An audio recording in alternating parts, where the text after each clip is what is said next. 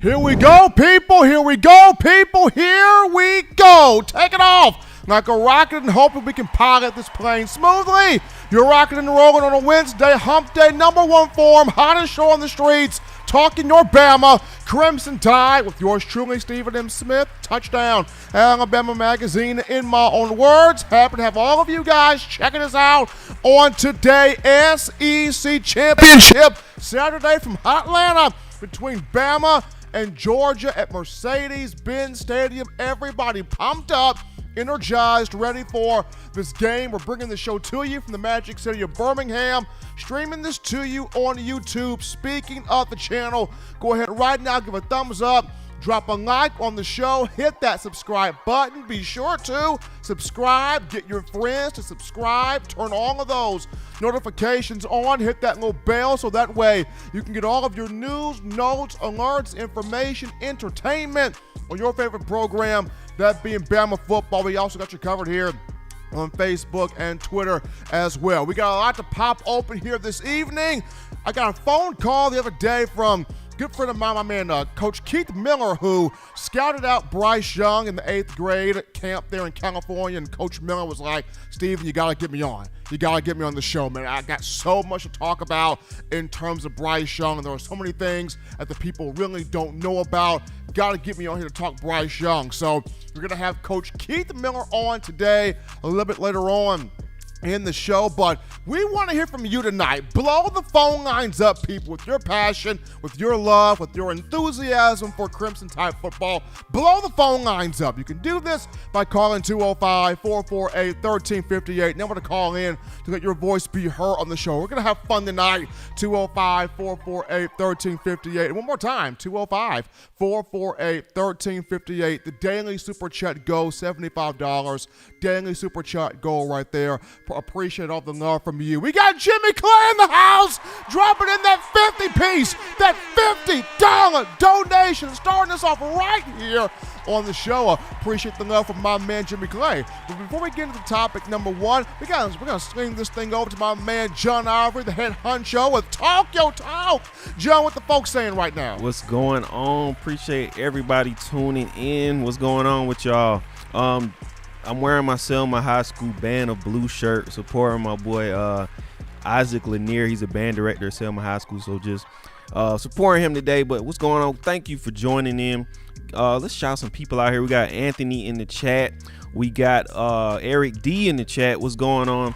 We got Derek Mallard in here. Chris Martin is in here. William Bryant is in here. Gelato is in here. Bama Nola is in here. What's going on? Jonathan McMillan is in here. Willie351 is in here.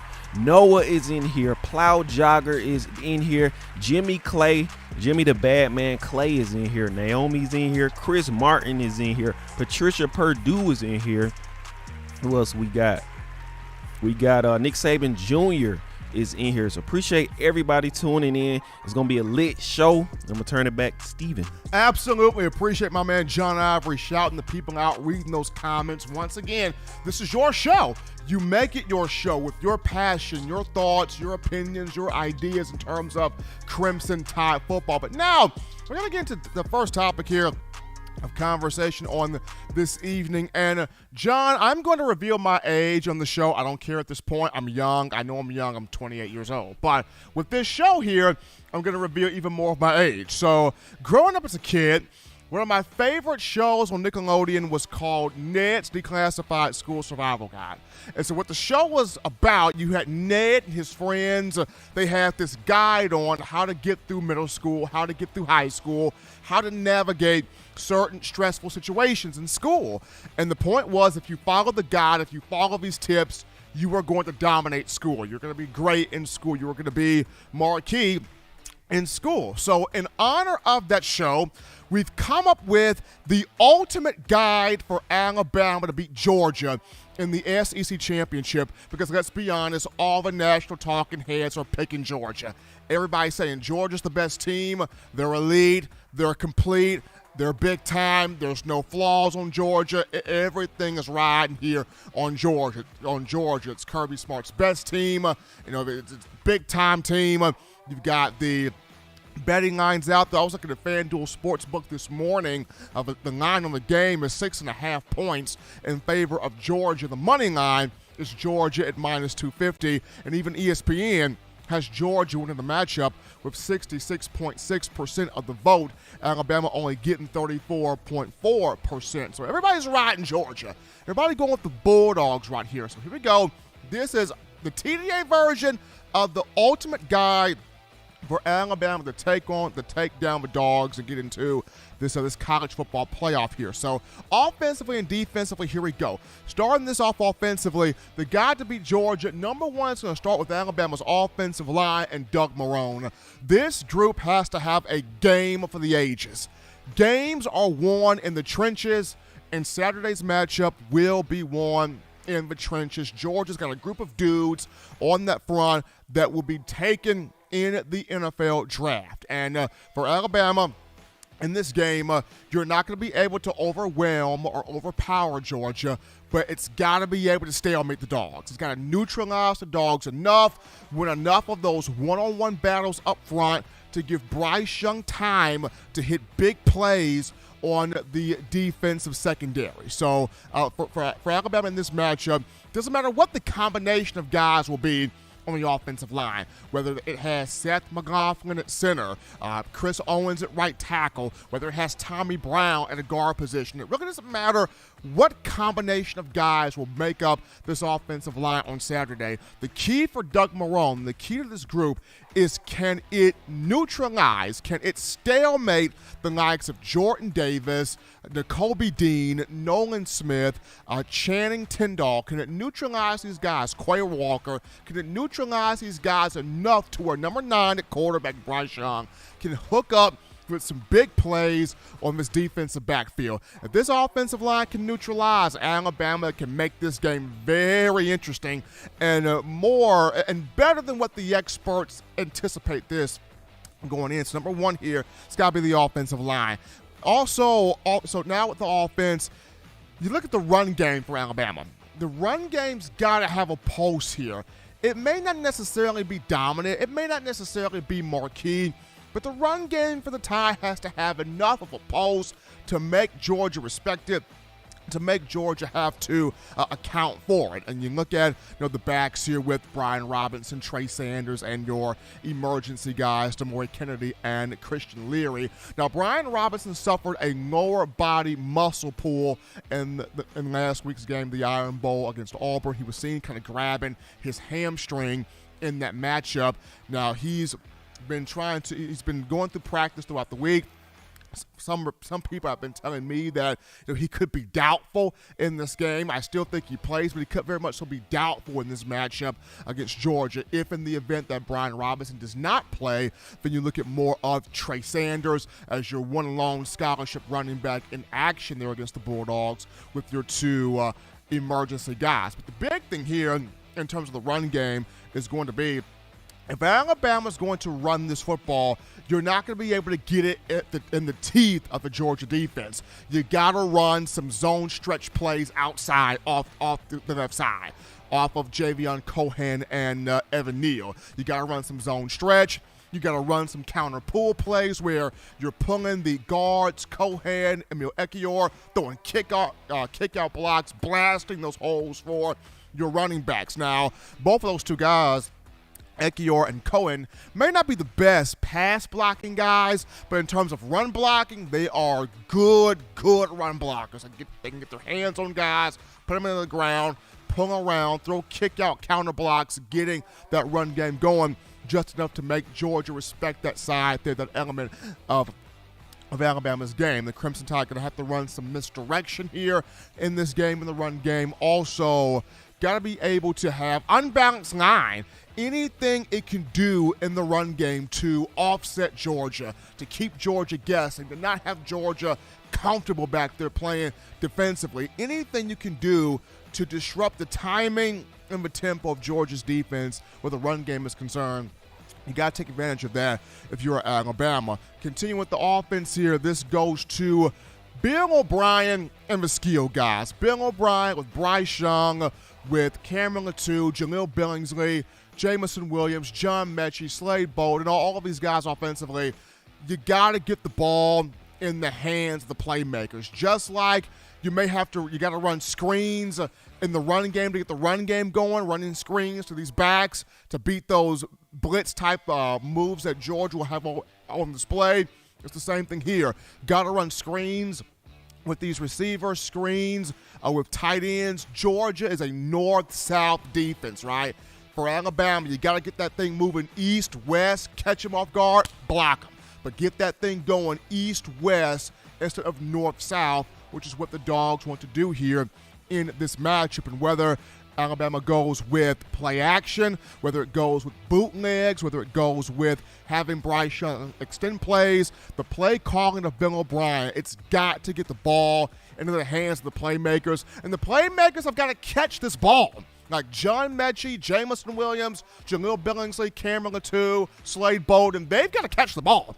You've got to work back to Bryce Young. You have got to come down with the football and then proceed to make moves here on this Georgia defense. So the play calling for O'Brien has to be sound, has to be crisp. He's got to be in his bag because he's got to call things that offset the Georgia defense. He's got to call things that keeps Kirby Smart guessing. He's got to call things to disrupt the flow and the timing of a defense that is top 5 in all major statistical categories here in college football. Also for Bill O'Brien, you've got to call design runs that make Bryce Young lethal with his feet. He came in as one of the top dual-threat quarterbacks in the nation in the 2020 class, but you've got to call plays that have Bryce Young deadly with his feet and make Georgia account for his athleticism, make Georgia account for his feet, make Georgia account for that dual-threat ability.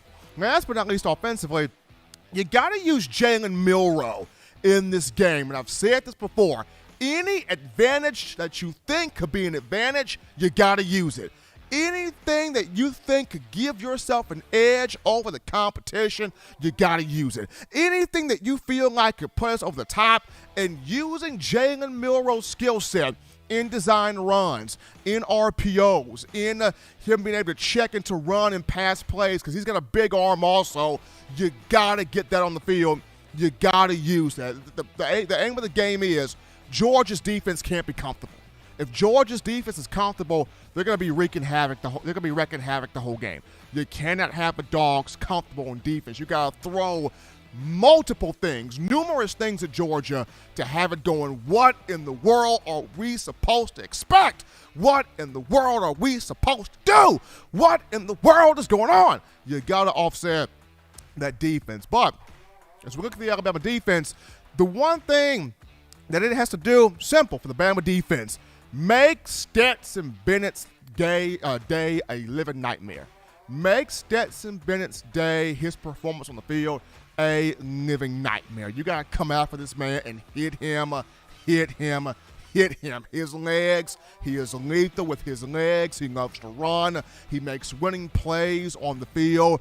Will Anderson and company, they've got to hit.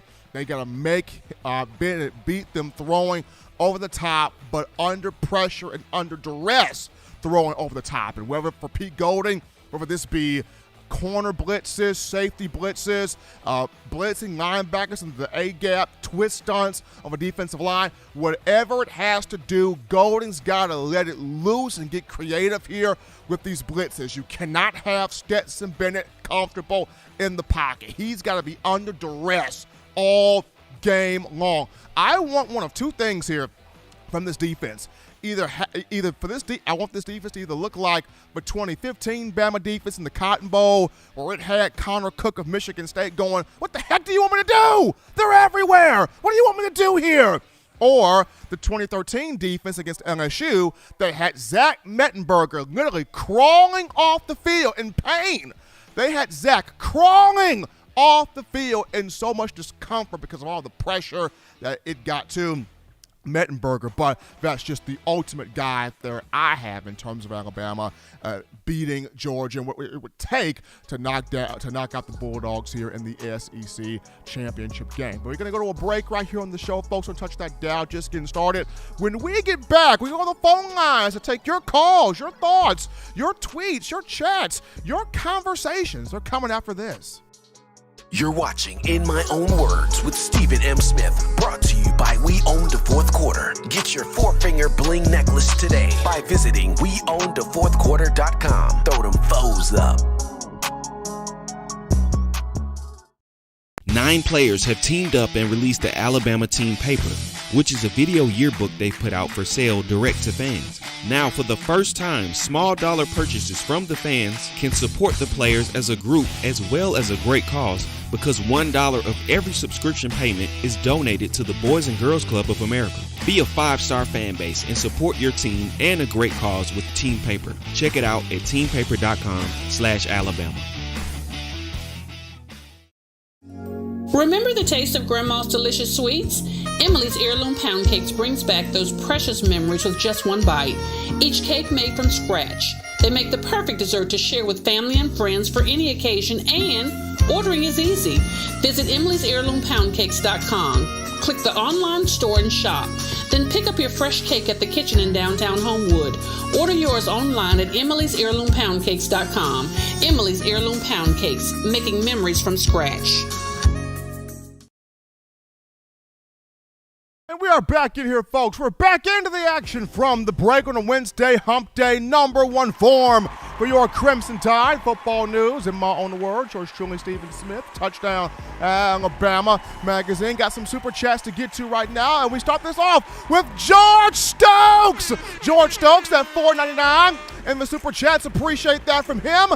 Then my man William Bryan out of Iowa. He 2 steps in with the 50-piece, a $50 donation, showing us love here on the show. Appreciate William Bryan. And then George Stokes comes back. No, that was the first from George Stokes. We got Matt B here. Matt B with a $5 donation, helping us out here on the show. So we appreciate George Stokes, Matt B, and William Bryan. The daily super chat goal of $75 has been met. Appreciate all of you showing love, showing the support, and the joy here on the show. We go to the phone lines to take your calls. Call segment brought to you by the Blue Wrench Gang, 205-448-1358. Number to call in right there, 205-448-1358. We grab a call here to start the night. You're live on the show. What's going on? How are we feeling? State your name and where you're calling from.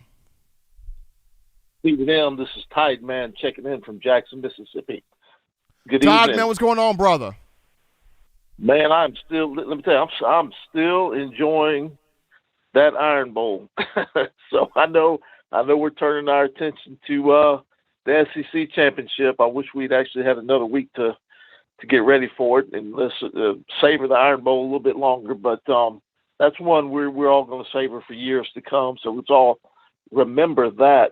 I really liked your breakdown of the keys to this game.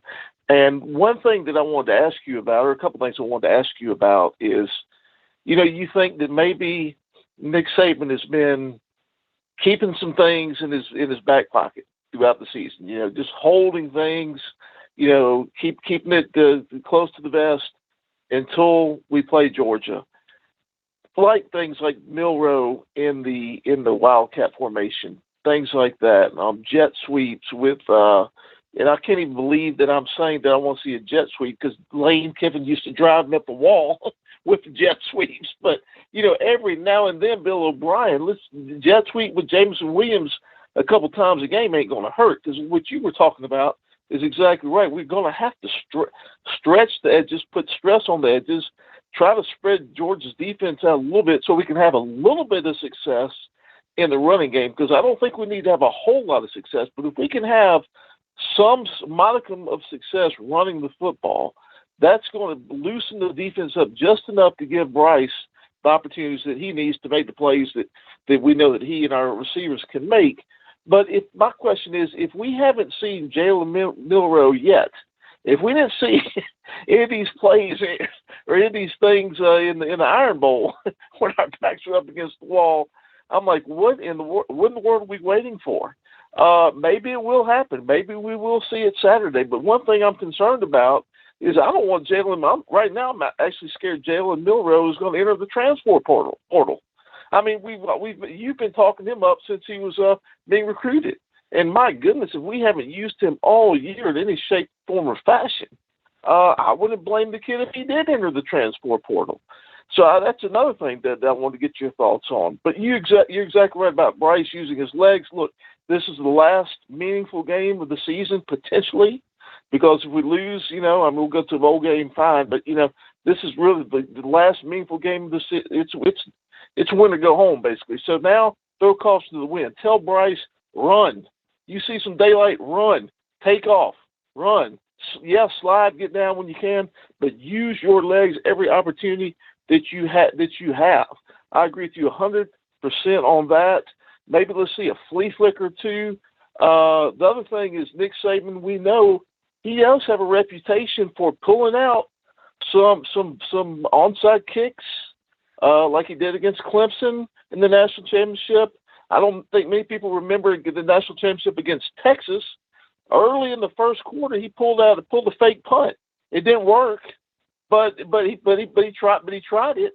And so Nick Saban is not averse to doing that, and we might see something like that. The only problem is Kirby Smart has been with Nick Saban for 10 years, so he knows. I think Kirby's going to have that defense ready for something like that if Nick Saban does have those in his his back pocket ready to pull out. But anyway, those are just a few thoughts to throw your way and get your thoughts on it. But roll Tide and keep on doing what you do. Appreciate Todd, man, for that call. I mean, in my opinion, when you're going in a game where you're an underdog, nobody expects you to win. Nobody expects Alabama to beat Georgia in this game. Nobody. So I feel like you have to take every shot that you can. You have to use everybody that you can. So putting Jalen Milroe out there is a big deal. Finding ways to offset Georgia's defense is a big deal because Georgia has not faced any type of real, true adversity this season. And if Alabama can create constant adversity for Georgia in the game, could be really, really good there for Alabama. But we take this call here. You're live on the show. What's going on? How we feeling? State your name and where you're calling from. Live on the show, caller. We may have lost that call there. We take this call here. You're live on the show. What's going on? How we feeling? State your name. Where you calling from?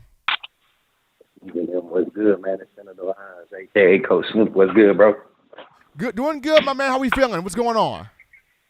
Doing good, man. Just was going back and listening to I got in on the show late, so I was trying to catch up with your opening statement, man. And you literally hit on the nail on the head with how our offense is going to be able to compete against UGA's defense. One thing I do want to say, man, I think we give UGA's defense way too much credit. UGA's defense has only been tested for a half this whole season. And I don't know if y'all remember the year Tua and the offense, Tua was in the fourth quarter, and we just blowing teams out. And we got to a game where we needed him to carry us over into the second half and build some momentum, and he couldn't do it, and Jalen Hurts had to come in. Yes, he was injured, but Tua had never been in a tight game situation. I think that's where Georgia's downfall is going to be. They have a lot of leadership on the defensive side, but those guys aren't used to winning either. They're not used to winning the big ones. They're not used to carrying themselves in a posture that's going to say, hey, we've been here before. We know how to get through the struggles, because every time they faced us in struggles, they came out in the recent years, in the recent meetings, they just came out on the bottom side. They just came out with the L. And I think because of all the battle tests that the team has been through, Alabama has been through this year on both sides of the ball, you got to understand we had to play a complete game yet, but we are steadily, continuously winning games. No matter how we're winning them, we're winning them. And then the A&M loss, we are in A&M and we only lose by 3 with basically a true freshman on his first big road start in hostile territory. So I think our team has grown from that. Still individuals, I think individuals have finally bought in, each individual player that feels like they play a role. And I heard the last caller talking about, he scared Jalen Milroe. There's character features that you can see on guys from the sideline.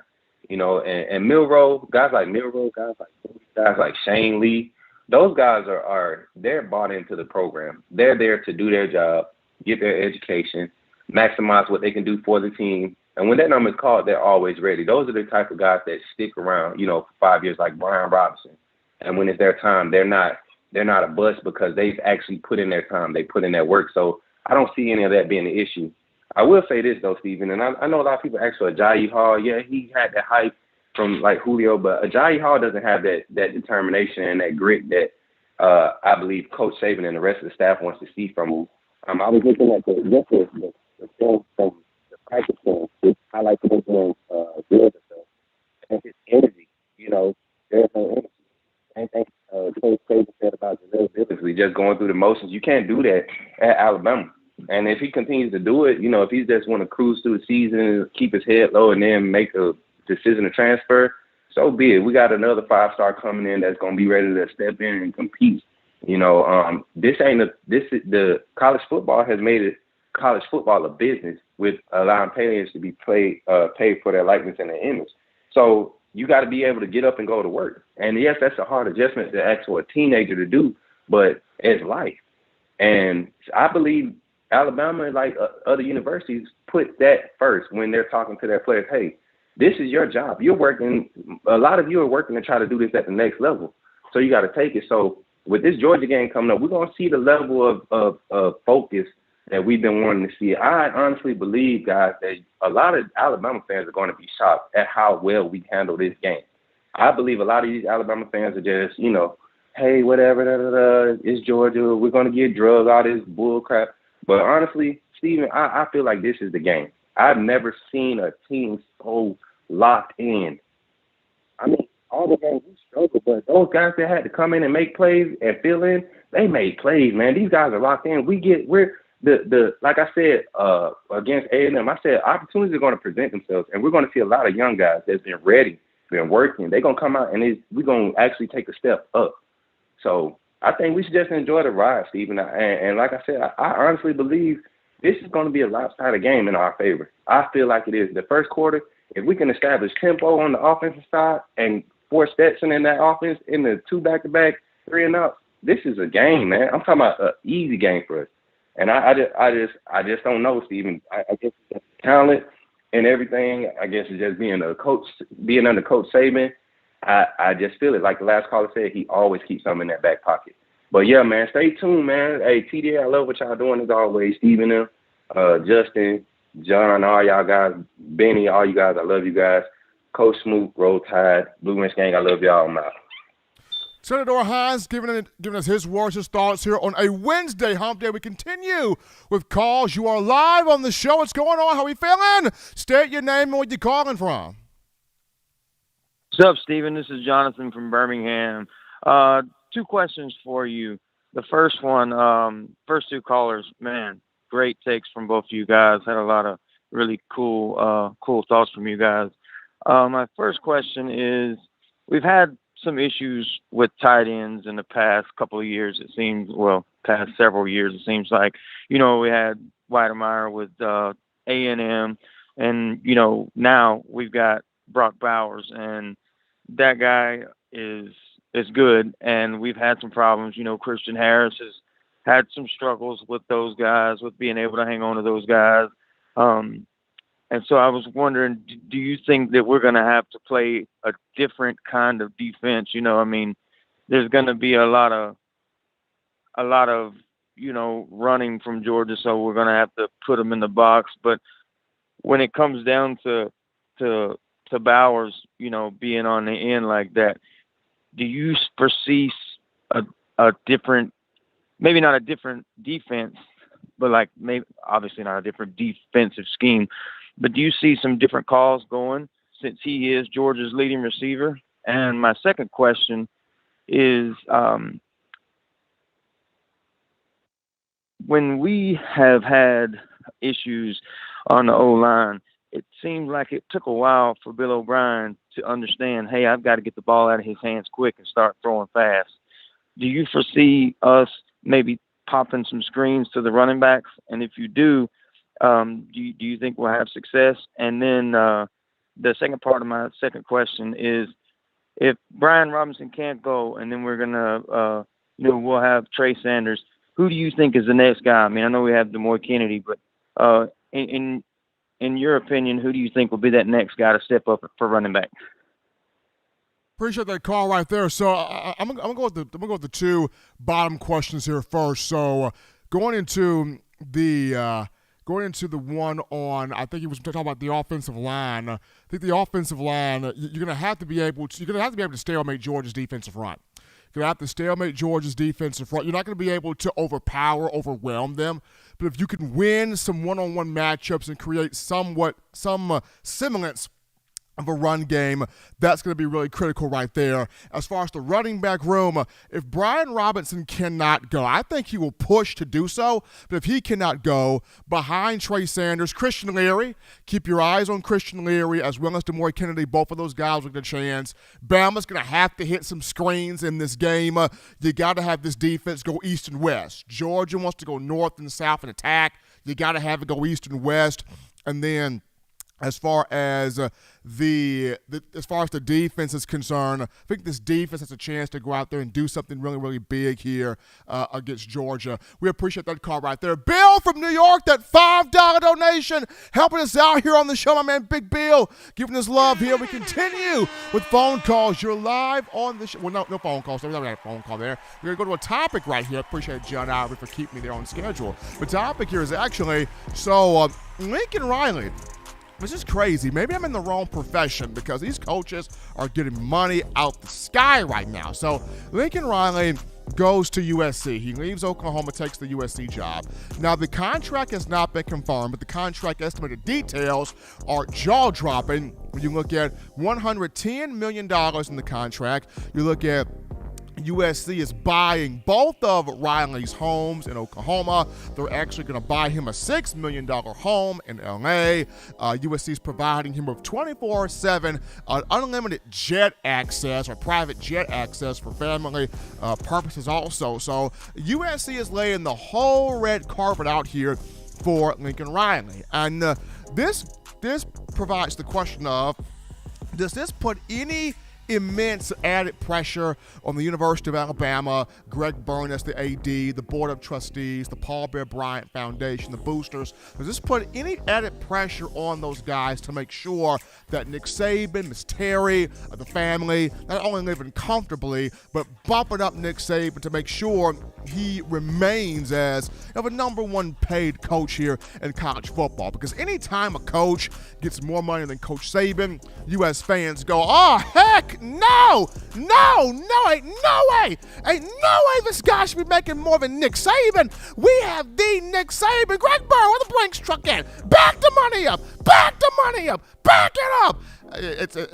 Fans that get real passionate about nobody making more than Coach Saban. But in my opinion, I think the University of Alabama has everything sorted out to where they've got Saban in pocket. They've got Saban in pocket. They know what it's going to take to, make sure he and the family living comfortably here in Tuscaloosa. But it was just interesting seeing the estimated contractual numbers come out here on Lincoln Riley's deal at USC. But everybody here on the call lines, hold through these next 10 minutes or call back within the next 10 minutes. We're going to go to a break right now. When we come back, we got my man Keith Miller, who scouted out Bryce Young in the 8th grade. Coach Keith Miller out of California, but talk about the sophomore quarterback, this game against Georgia, and what does he have to do in this matchup to bring Alabama its first Heisman winning quarterback. We talked to Coach Miller after this.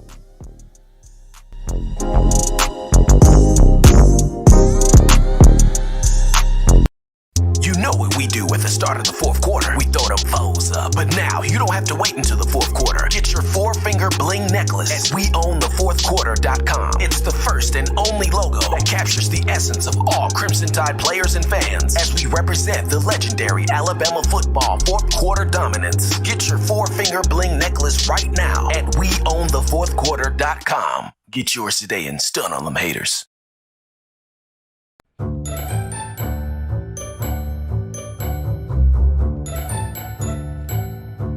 Look at all these great players in Touchdown Alabama magazine. Man, wait till I turn up this year. I'm gonna be on the front cover. But what if Will goes off? Or Joe, DeMarco, Chris, Tim, Christian. Don't wait. Order now at touchdownalabama.com or call 833-483-2624 today. Christian or Jameer. And we're back into the action here, folks, from the break. Our number one ticket, number one form, number one highlight for all things Crimson Tide football, in my own words, yours truly, Stephen Smith of Touchdown Alabama magazine. We go right now to the In My Own Words hotline. We pick up a good friend of the show, a heavy hitter in his own right. This is the guy that scouted out Bryce Young in the 8th grade at that quarterback position, my man from California, from Showcase Ball, Coach Keith Miller. Coach, what's going on, man? Hey, Steven, great to be back on the show. I miss you guys. A lot to talk about. Again, thanks again for having me. I always enjoy being on the show. Absolutely. Good to have Coach Keith Miller here in the building. Wednesday, in my own words, yours truly, Stephen Smith, Touchdown Alabama magazine. Coach Miller scouted out Bryce Young in the 8th grade, one of the top coaches and scouts for Showcase Ball over there in California. So, Coach, when you look at Bryce Young's first season as a starter, sophomore year, from start to finish, all he had to kind of overcome with, offensive line being up and down, inconsistent at times, play calling from Bill O'Brien, inconsistent at times, had to deal with some drop passes from wide receivers, though. The guys are starting to really kind of play well here at the right time. What has made you the most proud, of Bryce in his first year as a starter, with all he has had to overcome, but still putting up staggering numbers? I think when you talk about Bryce Young, it always comes back to his poise under pressure.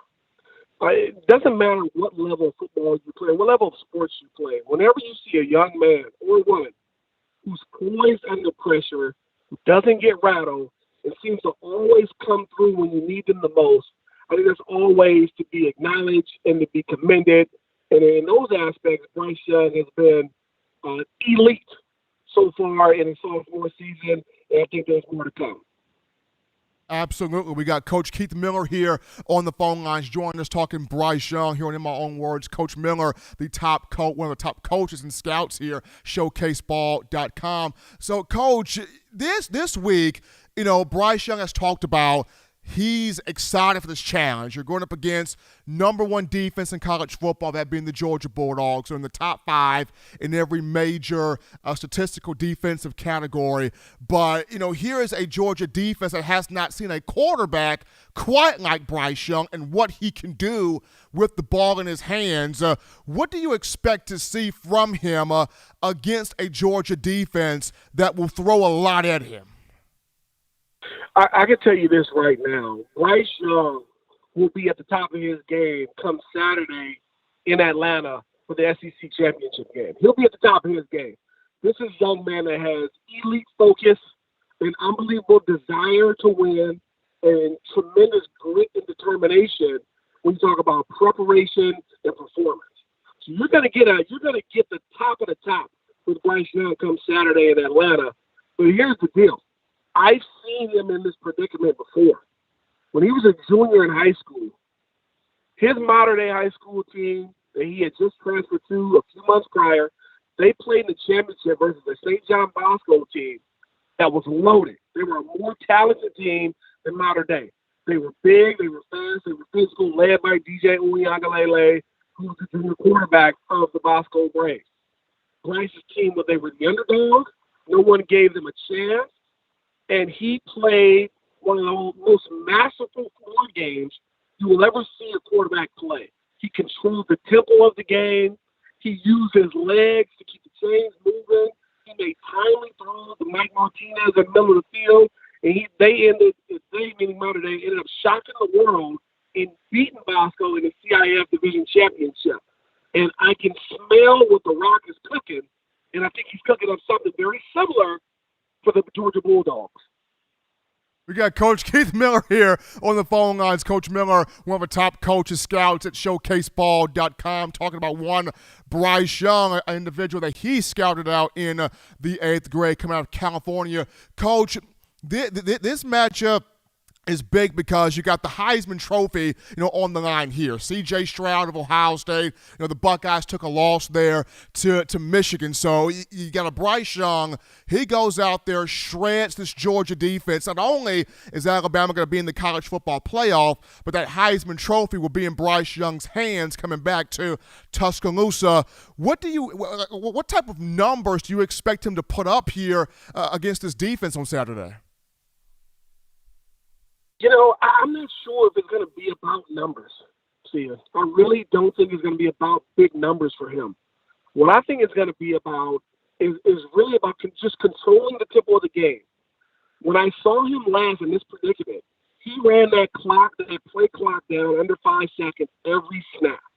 They manufactured a run game, which Alabama may or may not be able to do, but Bryce was masterful using his legs, getting the ball out quick and moving the chains.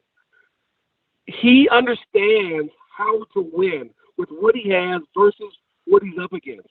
He understands what he needs to do to be successful. So instead of really talking about what type of numbers he's going to put up, I think like a true point guard, the way he controls the game, the tempo of the game, and how he spreads the ball around to keep that Georgia defense honest and keep that pass rush tired, I think is going to be much more important than the number he's put up. He is Coach Keith Miller, baby. Coach Keith Miller, one of the top coaches, scouts there at showcaseball.com out of the state of California. Scouted out Bryce Young in the 8th grade, talking with us here on a Wednesday about what he expects to see from Young in this matchup against Georgia. We got the hot shot quarterback against a very, very stout defense. It's going to be fun to watch. Coach, as always, man, appreciate you coming on, spending some time here with us. Take care of yourself, man. Enjoy the week. Enjoy the game Saturday. It's going to be a lot of fun. I wish I was going to be in Atlanta. Had planned to be there, but not going to make it. But I sure will be rooting on the Roll Tide boys from the Crimson and the Cream. And I'm looking forward to seeing Alabama do something special. They've got to be able to stimulate some type of run game, and they've got to be able to keep the quarterback from Georgia in the pocket and don't let him beat them with his legs. Absolutely. Appreciate it, Coach, man. You take care. All right. Thanks a lot, Stephen. Take care. No problem. Coach Keith Miller here talking with Bryce Young, setting us up, the stage up for this matchup on Saturday in Atlanta. We're going to go to a break here, folks. Don't touch that down. When we get back, we return to your calls, your thoughts, your conversations, your thoughts and ideas right after this. Don't touch that dial. Call in right now as we're taking your calls up next on In My Own Words with Stephen M. Smith. Brought to you by We Own the Fourth Quarter. Visit weownthefourthquarter.com now to get your 4-finger bling necklace.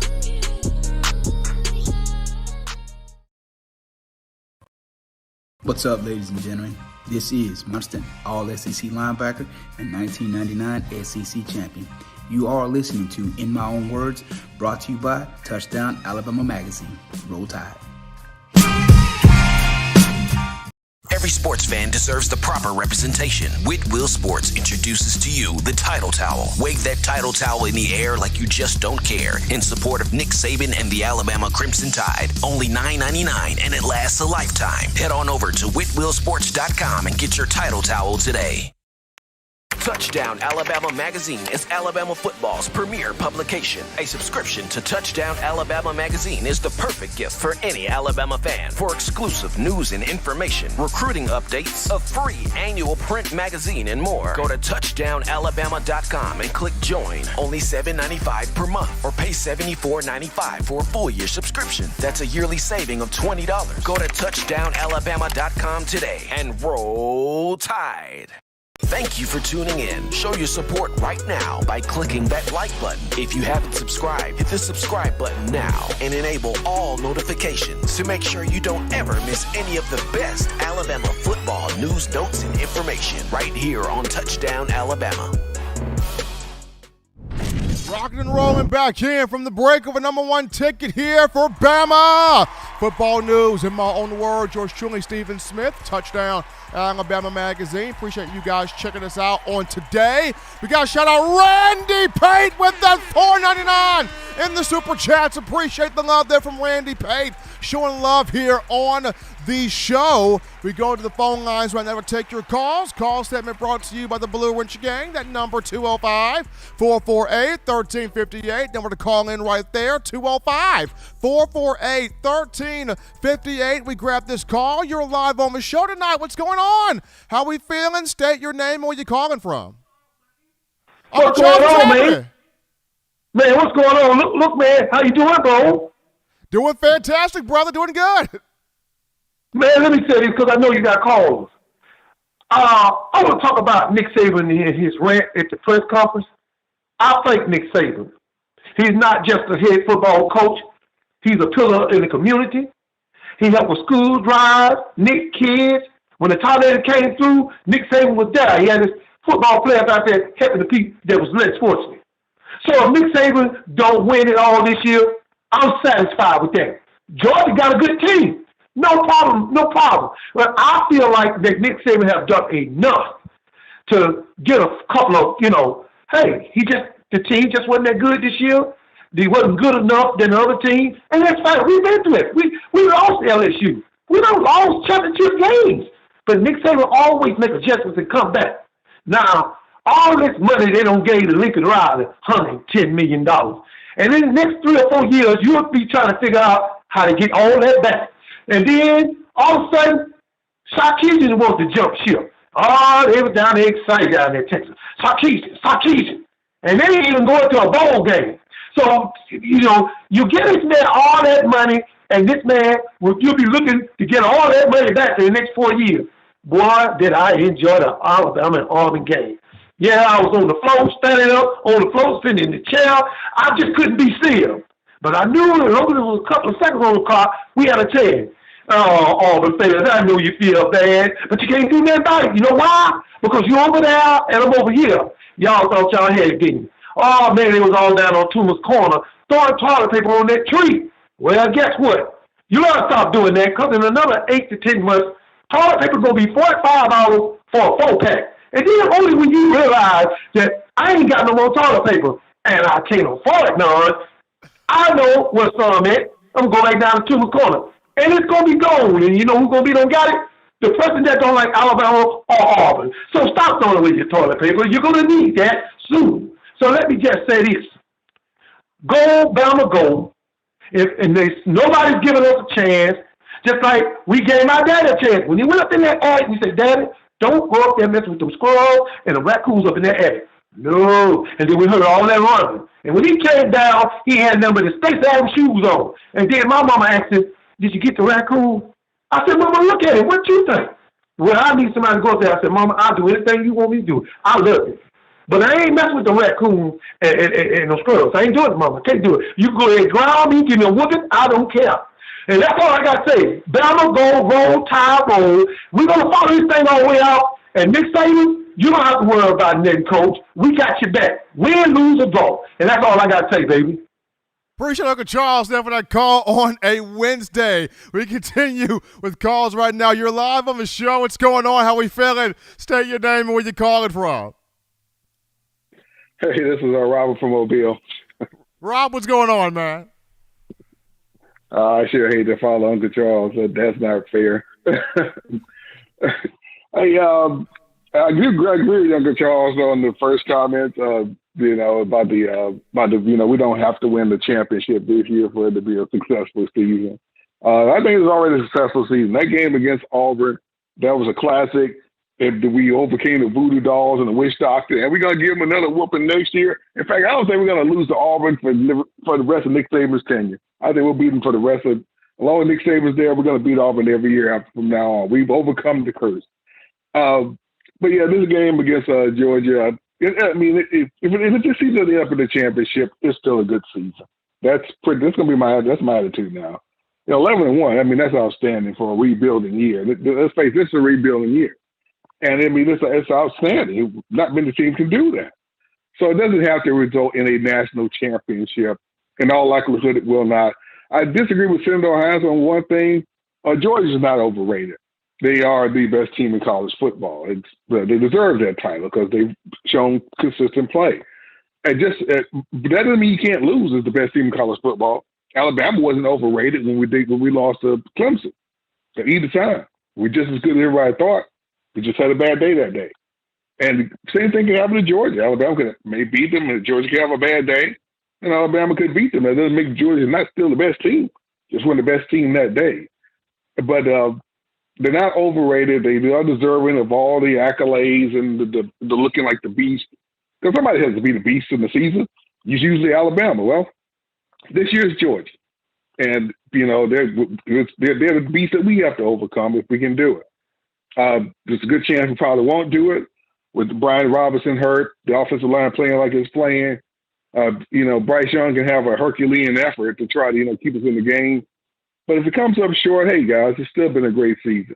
If we don't go to this championship or the playoffs, but we ball on our bowl game after that, that's good too. Because, we can't go from, all-time great offense last year to another all-time great offense. And that just doesn't happen. And if it doesn't happen this time, fine. We can get them next year. Now, next year, my attitude will be championship or bust. But this year, no, not so much. And it wasn't my attitude coming in either. So, we just watch the game and enjoy the season for what it is. And, keep, if it's on a championship, still a great season.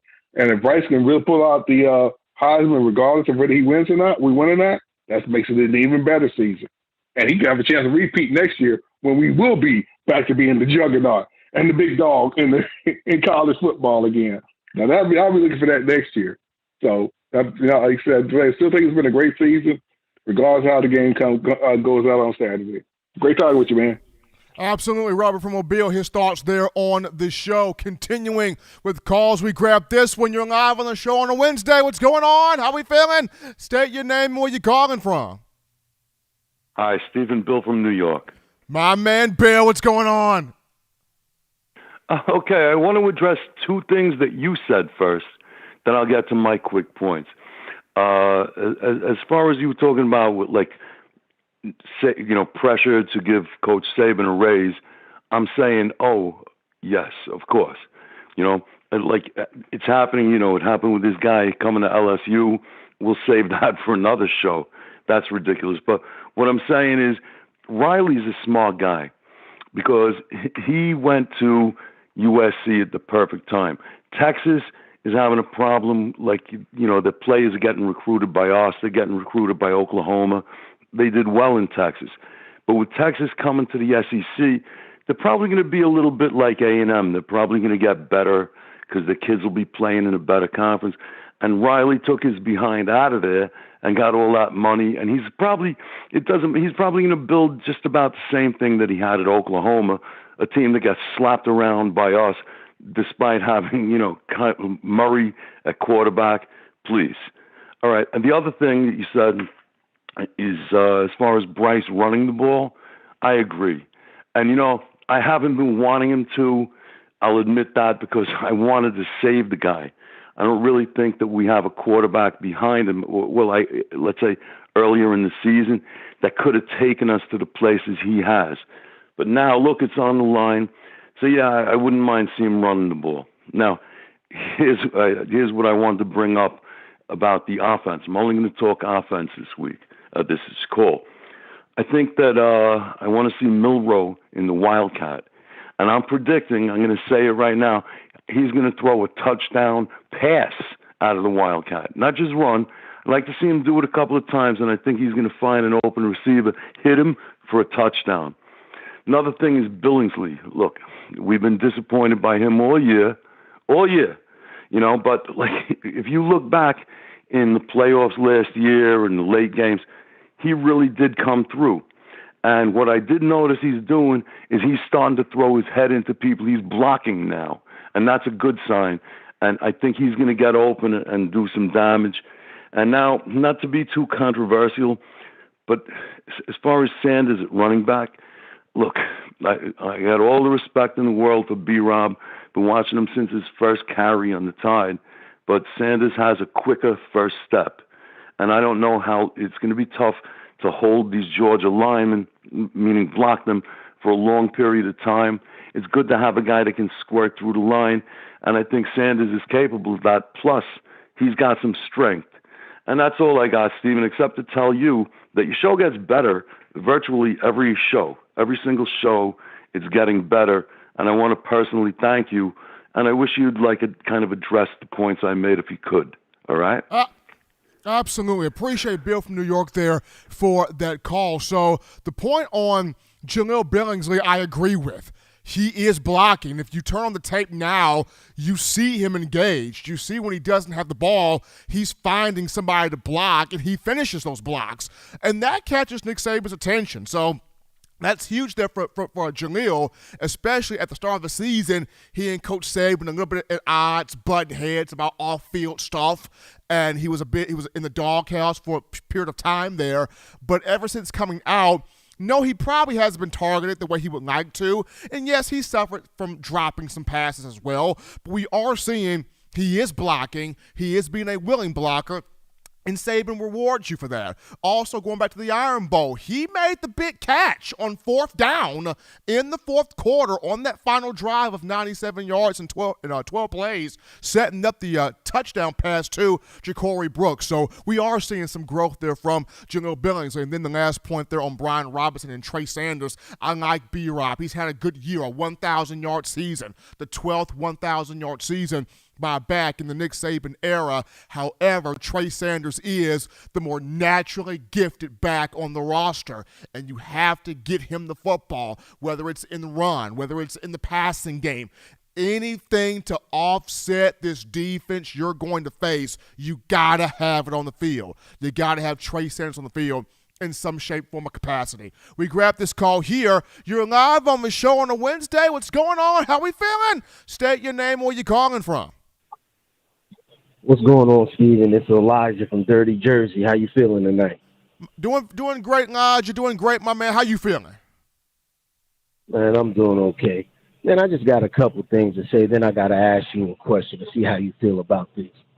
I'm not going to get too much into this Georgia game because, if the players ain't totally focused and zeroed in on this game, then Alabama ain't where they need to be. This is a game that's going to require everybody to be, just focused to the T, locked in. And if you don't have it in you, then this ain't the game for you. But, I want to talk about that Saban rant that he went on. He said the fans is, we're so spoiled with winning and things like that. Well, if you look at it, Alabama, these people is paying $400-$500 for some of these tickets these fans are. If you come up here where I live at in New Jersey, these fans don't care nothing about a Rutgers football team. Half of them don't even know what a first down is up here, But when you go down to Alabama, those is die-hard fans. And you're right, for $400 to $500, those fans have an expectation of what they want to see on the field. They have an expectation of these people been practicing all week. They should come out here crisp. They should come out here sharp. And it's an expectation behind that. So for him to say, us as fans, we're spoiled. No, us as fans that's paying $500 and $400 for a ticket, you daggone right we got an expectation of what we want to see out there. We don't expect the team to come out there looking like Rutgers, looking like they haven't practiced all week. We expect the team to come out there crisp, determined, and ready to ball for us. And, the question that I got for you, Steven, is I heard Coach Smoot talking about, guys buying into the program and things like that. In today's game, and let me know how you feel about this. I don't feel nobody's bought in with this transfer rule. With all these, it looked like after last week, it looked like Major League Baseball, free agency. People I'm transferring. You know what I mean? How can a kid buy into your program when he has the option of, you know what? I ain't playing here. I'm a high 4-star. I'm a high 5-star. you know what? I'm going elsewhere to play. I think it's very hard for kids to buy in now because it's so easy for them to pick up and go somewhere else and get playing time right away. I'm not mad at them. I'm a player's guy. If Alabama ain't working out for you, for even for like a Jai Hall, if he feels like Alabama ain't working out, if he ain't getting a fair shot there, then take your talents on the road. Because at the end of the day, Steven, all these kids, it ain't to sit there and make Alabama a lot of money. That's not their goal. That's not their dream. Their dream is to play in the National Football League. And by any means necessary, that's how those kids want to, they want to get there. If it's at Alabama, great. But if it's at North Carolina, USC, Wake Forest, then so be it. Alabama is not the only school that drafts kids in the NFL. So my thing is, and let me know how you feel, is it really a such thing as buying in? In Jalen Moody, he's a guy that I tip my hat off to. He was supposed to be starting this year. And Henry To'oTo'o comes in there and kind of knocks him out that starting spot. Will anybody be mad if he transferred after this year? How can you be mad at a kid like that? He done put his time in. And you know what? He got dreams of going to the NFL. He just ain't getting the opportunity. And let's be honest here. And I've heard you talk about it for weeks, Steven. The way Henry To'oTo'o was playing, this kid should have been on the field getting at least a look. He should have been on the field getting some type of playing time the way To'oTo'o was looking during the season. So my question to you, do you think kids are buying into the program and it's loyalty with the program, loyalty that they have to a program nowadays? You know, I'd like for you to answer that question. And like always, I appreciate you taking my call, man. Your show was great, and you have a good night. Absolutely, absolutely. So my thoughts on that is there's a mindset you have to have in terms of, I don't look at it as I don't look at it as buying in, though that's the terminology that a lot of these coaches use. I look at it as patience. What is your patience level like? And you have some players that they have a strong threshold for patience, that they're very patient people. They don't mind taking their time. They don't mind waiting. They don't mind, letting stuff build up until their moment comes. And then you have guys that maybe not so patient. Maybe they came from a household or an area or a situation where, we got to have this now. They got to have this now. A move's got to be made now. Something's got to shake now. And there's nothing wrong with that because you have people that grow up in that environment where something got to shake now. Something got to give now. Something has to be provided now. And if it's not, then what's my best avenue to get that to happen? So you have guys that have patience, that don't mind sitting around, even in this day and age with the transfer portal. And then you have some that come up with the mentality of either I get it here now, or if I don't, cool, I will go somewhere where I can get it. So it's all about when you recruit a young man into your program, what is the mentality that he already has coming in? I think that's the main thing. But appreciate Elijah there for that phone call. We grabbed this call here. You're live on the show. What's going on? How we feeling tonight? State your name or where you calling from. Hey, Steven, this is Michael from South Carolina. How you doing, buddy? Doing great, Michael, and yourself? Good. Before I get to the question, so this game between Bama and Georgia is going to be a really good win at 51. Sit right here in my living room watching it, maybe eat a little popcorn for the game. But I feel like, to me, and this is, I wonder how you feel about this, but the way I see it, I think Bama beat Georgia for the SEC championship, and I believe they get a rematch for the national championship. I can see it.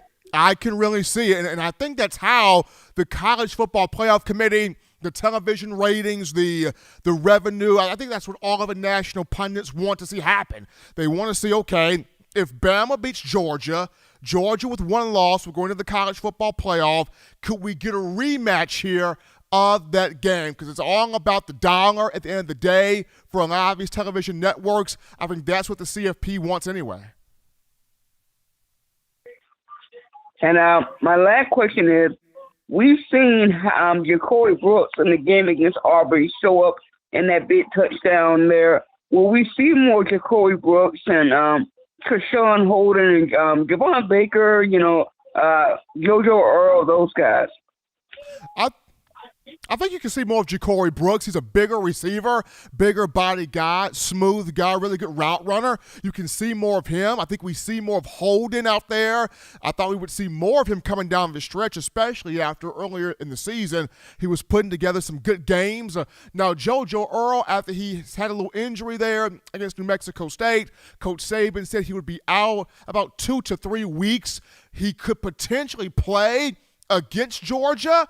If not, definitely if Bama beats Georgia, makes the college football playoff, you can see Earl back out there on the field. But definitely Brooks and Trayshawn Holden, I do see, yes.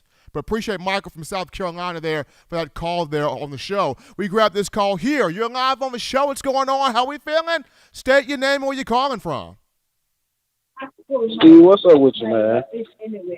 What's going on? What's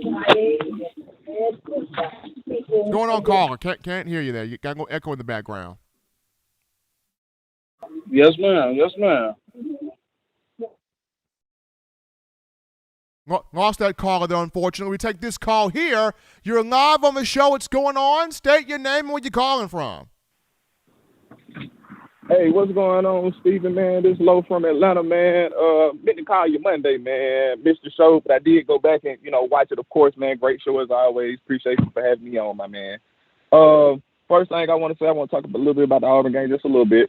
Want to give a big shout out to the defense, man. For the first time maybe all year, they look like Alabama.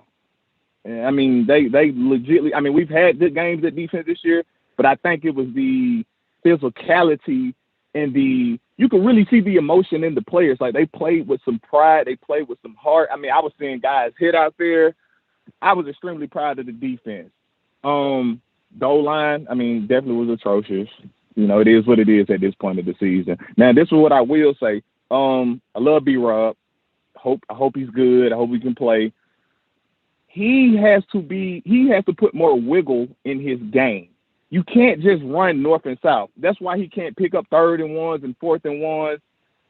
He needs to get a little more vision as well. Just because you're meant to run right don't mean you have to run right. Sometimes you may see, hey, that play's blown up over there before you even get the ball.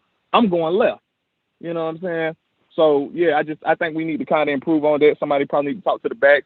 Big shout out to Jacory Brooks, man. I was waiting on one of the young guys to step up. Not going to lie, I'm very excited for next year's receiving core, man. I'm thinking of him, Trayshawn Holden, and Jai Hall, all big guys, maybe 6'2", 6'3", or taller. So I'm definitely excited for that. As far as Georgia goes, man, I live in Georgia, man. So, I get a lot of flack for being an Alabama fan over here, man. Big shout out to Will Anderson as well. He's from Hampton, Georgia. That's where I'm from. Big shout out to Big Will. But now, it's a great defense. Don't get me wrong. Their defense is a great defense. But I'm hearing people tell me, oh, this is the best defense over the last decade or maybe ever. I got news for people. This ain't even the best defense over the last 5 or 6 years. Georgia's defense is not better than Alabama's 2015 defense, led by Dalvin Tomlinson, Jonathan Allen, Tim Williams, Deron Payne. I mean, the list goes on, not to mention Marlon, Minka, Eddie Jackson, Cyrus Jones. I mean, that defense was much better than much better than their defense because it was good on every level. I do think Georgia has a really good front seven, but I don't think they're as good in the secondary. And if you don't believe me, anybody who's listening to me, go back and watch the Tennessee game. I got a lot of friends who root for Georgia, but if you go back and watch the Tennessee game, what happened? You look at the final score, you say, oh, they beat them 41-17. But if you watch the game, you will see Tennessee threw for 300 yards. Their quarterback missed 8 or 9 throws. Not to mention they had opportunities to kick maybe 4 or 5 field goals that they decided not to go for and try to go for it on 4th down. They end up biting them in the butt. That game should have been a lot closer. So I want to give Georgia their respect for sure, but I don't think they're as good as everybody is making them out to be. And Alabama definitely can be. Definitely if they bring that. Really, if they just protect Bryce Young, I'm not even worried about it. If Bryce can stay protected, I'm good. I know he can carve them up. So as long as he do that, I think we'll be in good shape, and I think we'll see them again in the playoffs, and we'll redo this whole thing over. But once again, man, I just want to thank you for having me on, man. You know I'm going to call you again, my boy. Hey, keep doing your thug thizzle. Appreciate Low from Atlanta checking in here on a Wednesday, showing love on the show. We grabbed this call here. You're live on the show. What's going on with you? How you feeling? State your name and where you calling from. Hey, Steven. This is Mike from Kentucky. Mike, what's going on, brother man? Bro, I'm not too concerned about this game. You know, if you look at the stats, Georgia hasn't faced a top 20 quarterback statistically all year long. And if you look at, Dory Noka on ESPN put up all these score comparisons about Alabama, Georgia, Arkansas. You know, Arkansas couldn't do nothing right all day. I don't even think they had their cleats on the right feet when they played Georgia. They didn't play like that against us. You know, LSU played their best game of the season. Auburn played their best game of the season. You know, we just bring out everybody's best. And we can be a little bit maybe down, a little bit down in our standards this year, but we can still beat you on your best day when we don't really play our best game. And I think our best game's coming Saturday, brother. And to tell you the truth, I think the best thing we can do to get the running game going is the same thing we did in the national championship game against Georgia. You know, we put Tua in, he starts carving them up a little bit. Next thing you know, there goes Najee. You know, we got to make their linebackers play fair with the passing game, dude. We got to, we got to ride the horse that brought us here, and that's Bryce Young. Let him open them up, make their linebackers play fair. They go, and then hit him with some seam routes. Put both tight. We got two killer tight ends. I think they've been underutilized all year. Hit him with some seam routes. Go ahead, play man to man. Bryce is going to take off on you. Turn your back on him. He'll get 12, 15 yards on you. I think they're going to play a lot of nickel, a lot of zone against us. You can't turn your back on Bryce Young. He'll eat you alive. I'm not worried about it, man. Georgia's safeties always find a way to get out of position late in the game anyway. Roll that gum tide, brother. What do you think, Steven? I mean, Mike, I'm excited for this football game right here, and I've been saying it this whole time. As good as Georgia is, they have not really faced an offense that can really have not faced an offense that has tested them for real yet. And you're facing a Bryce Young who is in the top 5 of every major statistical quarterbacking category in college football. Bryce is ready to win this Heisman in this game. Appreciate Mike from Kentucky there for that phone call. We continue with calls here. We go to this one. You're live on the show. What's going on? How we feeling? State your name and where you calling from. I'm excited, Steven. It's Mattress Matt. Listen, God will chasten you and he will punish you if you terminate your commitments. It's the same things happening to Keelan Robinson. Keelan Robinson would have been his time to shine right now.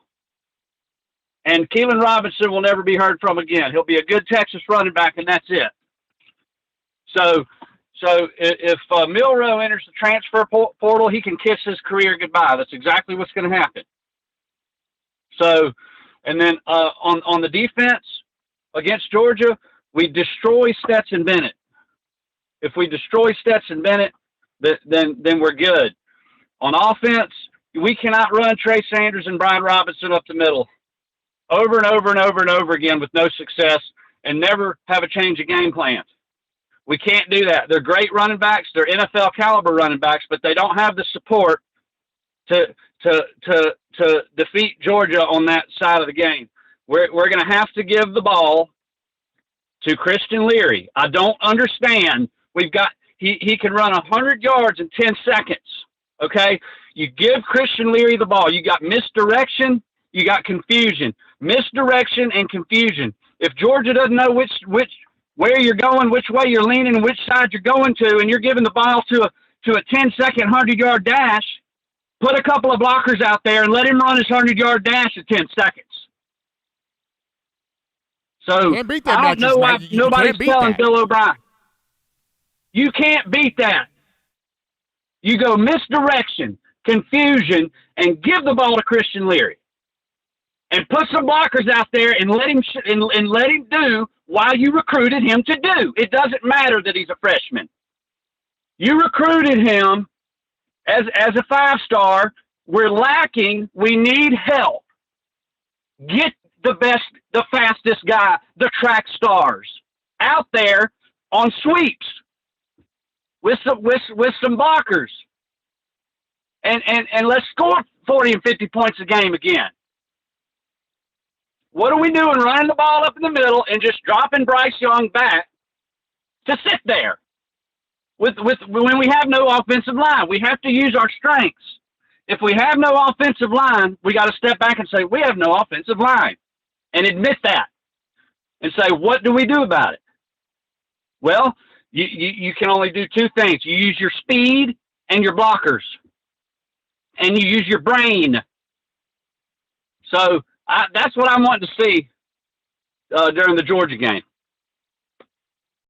Got some passion here from my man Mattress Matt out of Mobile. Put the ball in the hands of Christian Leary. And once again, he's fast. He's Henry Ruggs fast. He's got 10-5, 100-yard or 100-meter dash speed. You got to get that man the football and let him do his thing. Appreciate that call. They're coming from Mattress Matt right there. We take a call here. You're live on the show. What's going on? How we feeling? State your name and where you calling from. Steven, William up here in Iowa. What's happening? Doing good, man. Having some great calls today. Having a lot of fun today as we prepare for this game on Saturday. Yeah, I like that passion from Mattress Matt. He's right on it, though. I mean, we got to have a line there to protect our quarterback. You know, we need that. I got a few things I want to say, and then I got two questions for you. I think it's going to be a very physical game, and we need to be prepared for that. And my question is going to be is well, let me make one more statement before I get to the questions. I don't know if you noticed, but Auburn's losing 3 guys there to the transfer portal. That I've seen already. I know that Bo Nix is trying to make his decision on whether he's going to go in or not. But I've heard the rumors. Yes, I have. Yeah, and another thing, you was talking to Elijah a while ago. If those fellas feel like they need to move, that's what they need to do. Okay, and you said it right to him. You said it's patience.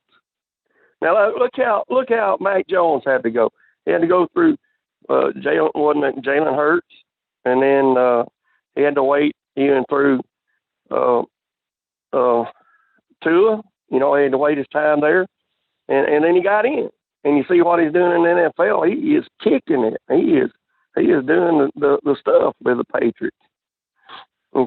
Okay, and my two questions are: there's a little bit in the chat on Saturday about or maybe as early, I don't know, maybe later, but about Jameson Williams. When will he be able to come into the game Saturday? And the second one is, I'm going to ask you about injury updates.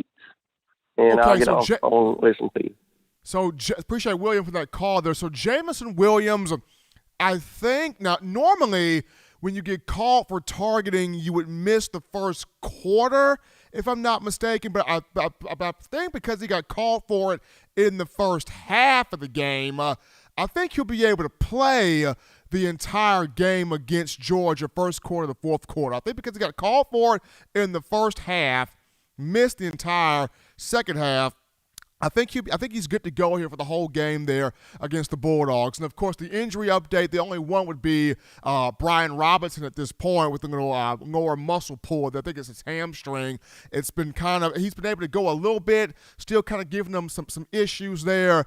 I think he may try to push on it. If he does not, you've got Trey Sanders, who's your remaining scholarship running back, and then you still have Christian Leary and DeMoy Kennedy as your emergency guys. But we appreciate William for that call. We grab this call here. You're live on the show. What's going on? How we feeling? State your name and where you calling from. This is Dexter from Virginia. Love the show, Steve.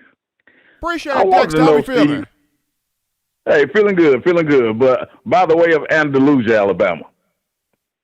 Okay. All right, but I just had a question about the transfer portals, Steve. Could you explain that? Is there any stipulation or any penalty uh, from a player, he's willing to transfer at any time without waiting a year? Or how does that exactly go? Okay, so I know in the SEC, a rule was passed by the front office here in Birmingham that any player can transfer within schools in the SEC and be immediately eligible to play. They would not have to sit out a year. But that's just for the SEC and a rule passed by the front office here in Birmingham. As far as other conferences, I'm not sure if the same rules apply there when you look at the Big Ten, the Pac-12, the Big 12, the ACC.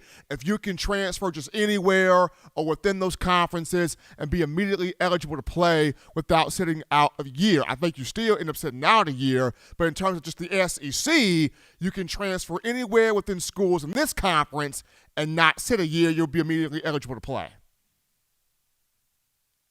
Okay, Steve. I understand that very well, man. And there were so many players doing it. I just wanted to know the explanation behind that portal. Absolutely. I mean, it's a crazy thing to think about, especially when you look at, in years past, and I go back to that patience thing, so you have some players that come in patient. They know I got to wait my time. They know I want to be developed into being the best player I can be, so I don't mind taking my time. But then you have some that come in with the mindset of okay, if I don't hit this thing quick, if I'm not the man early on, that's cool. Let me go somewhere where I can be the man early on. So it's all about the mentality and the mindset of that player. But the transfer portal is a crazy thing. Appreciate that call right there from my man Dexter. We take this call here. You're live on the show. What's going on? How we feeling? State your name and where you're calling from. This is Kyron from Albuquerque. What's going on, my man? How we feeling? Feeling pretty good. Just have two quick questions for you, just really quick. First question, what does the running back room look like next year, considering all the injuries? To my knowledge, they're not going to have a single scholarship running back returning that has not had a significant injury. Brian Robinson will be gone.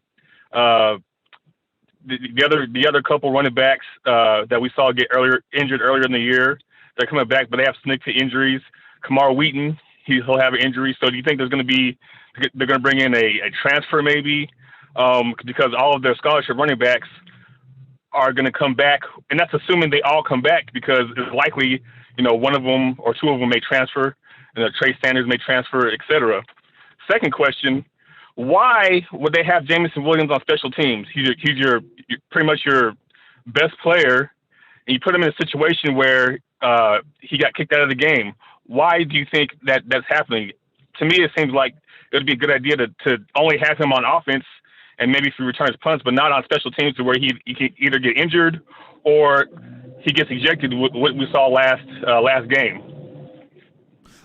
Okay, so for the first question there, my man, the first question there on the running backs, I could see Saban going into the transfer portal and get a running back to help out with this group, but I can also see him just deal with it on the recruiting trail where the freshmen are concerned, because you have Emmanuel Henderson, of whom Alabama's recruiting. You've got a couple of other backs here that Alabama's looking at on the recruiting trail also. I think according to our own Justin Smith, the lead scouting and recruiting analyst for TDA, Bama's looking at maybe 3 to 4 backs in this class as freshmen. So we'll see how Saban plays. It's between the portal and recruiting freshman guys. But then Jameson just likes to play, and that's one of the things that Saban loves about him. He wants to play everywhere. He wants to do everything and put himself in the best spot to be, a first-round receiver in all facets. And, when you have a player that wants to contribute in so many areas, do you tell him no, he can't contribute? That's a hard thing to do when you got a guy that says, Coach, I want to be a receiver, but I don't just want to be a receiver, Coach. I want to return kicks. I want to return punts. I want to be a gunner on special teams. I want to do everything in my power to give us the best chance to win. As a head coach, how do you say no to that type of player with that type of drive to him? But I understand where folks can be a little bit, having questions about that. But we continue with calls here. We grab this one. You're live on the show. What's going on? How we feeling? State your name and where you're calling from. How you doing? This is Fred Stevenson from Owning, Georgia. How are you? Doing outstanding, my man. How are you feeling? Well, as probably the only Georgia Bulldog fan that's called in, I'm doing outstanding. I feel very good about this game, and I love your show, by the way. I think you're doing a pretty good job, but I've been listening, trying to get some intel, and I'm just going to be honest with you and some of your people that's listening. I don't think y'all have much of a chance. This is probably one of the best defenses I've seen from Georgia in about the last 25 years. And that Bryce Young can throw the ball, but Jordan Davis gets on that guy, it's going to be all over, man. I see about 3 touchdowns in terms of the spread, how we're going to beat Alabama. I just don't see it. I think this is our year. Been Georgia Bulldog fan for 30 years. And I just feel it. I love how Stetson Bennett's doing. But I just wanted to call in. I do appreciate your show, but I just had to, kind of give a real realization to your fans and let these guys know that it's probably not going to happen this year. But go Dogs! Look forward to seeing you Friday. I'll probably be tuning in. All right. Appreciate the call right there. It's going to be a good football. It's going to be a great football game. So many storylines. You got Kirby Smart, the fans in Georgia feel like this is his best team, his best year, his best opportunity. If there's ever a moment for Kirby to finally get a win over Coach Saban, now would be that time. You look at the defense that they have. You look at the winning plays that Stetson Bennett makes. My thing is, if Alabama wins this football game against Georgia, what would be the reaction of the Georgia faithful, knowing that this was the best team, the best year, the best opportunity, the best shot, and you don't get it done against Alabama? What is the reaction of the Georgia fan base in Atlanta when that happens? But it's going to be a great game nonetheless. We take this call here. You're live on the show here this evening. How we feeling? How we doing? State your name, where you calling from. Steve, what's up with you, man? This is Jay from Sheffield. Jay, what's happening, man? Making it, man. Man, I think Bama fans, the whole Bama nation, got to remember now, we the big dog. All this talk about Georgia this, Georgia that, Georgia got a D-line. Man, listen, man. When we walk in the stadium, all heads turn, and everybody say they go to big dog. You know what it is when big dog walk in the room. No, we ain't got the best team this year. Well, we really do. I feel like we got the best team. We ain't got the best coordinators. You know what I'm saying? Coordinator creativity is going to be key for this game. But that's on them. But, man, we got to remember, man, we the big dogs, Steve. Everybody coming for who? Bama. That's who they love to play. You want to play Bama. Well, guess what? When you get your chance, 9 times out of 10, you ain't going to do nothing with it. Because we the big dog, and we don't mind smacking you around. Got Jay from Sheffield here. And I mean, everybody creates "We want Bama" signs. There's never been a sign that's created "We want Georgia," "We want Ohio State," "We want Clemson," "We want some other team." The sign has always been "We want Bama." The sign has always been what can we do to beat Coach Saban? What can we do to beat Alabama? What can we do to beat this program and end this run of national championships, which has been going on for the last, 15 years? So, yeah, absolutely. Absolutely. Appreciate Jay from Sheffield there. Oh, okay. Absolutely. Appreciate my man Jay from Sheffield there for that call, for those thoughts right there. I mean, people, when you're the underdog in a game, it brings so much energy to what you're trying to do. And I know Alabama's not focused on the whole underdog thing, but you got to think Coach Saban is playing this up quite a bit here. We grab a call here. You're live on the show. What's going on? How we feeling? State your name, where you calling from. Live on the show, caller. Lost that call there, but we get this call here. You're live on the show. How we feeling? State your name and where you're calling from. Hey, Steven, it's Mandela calling from West Palm, Florida. Hey, I love the show off the bat, but I just want to say something I think Coach covered a couple of weeks ago is the fact that this is a young team with the secondary and our offensive line having issues. It tends to magnify everything when it comes to Alabama because we are the standard for the game. And I think with those issues that we've been having all year long, but coach is aware of that. And the part that everybody keeps forgetting is that coach is proud of the team because he knows that we are working on some of those opportunities and the players are giving it everything they've got. You know, I think we're going into this game as an underdog, but I think all that's going to do is really push the players to focus on in and go in there and actually play that A game that we know if they do that, we're gonna send the dog back home.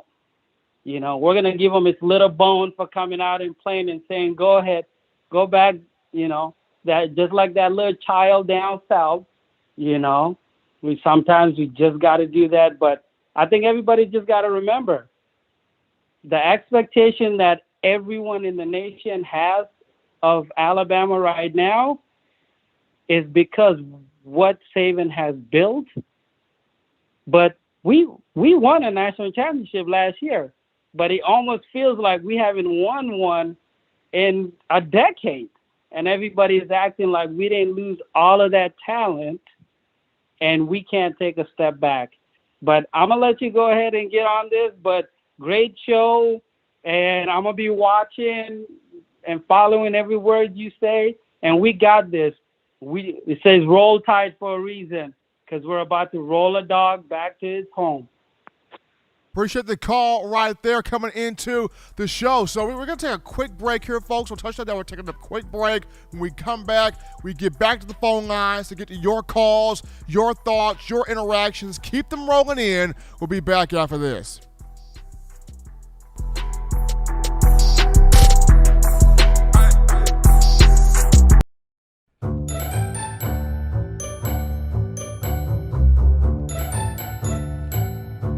Look at all these great players in Touchdown Alabama magazine. Man, wait till I turn up this year. I'm gonna be on the front cover. But what if Will goes off?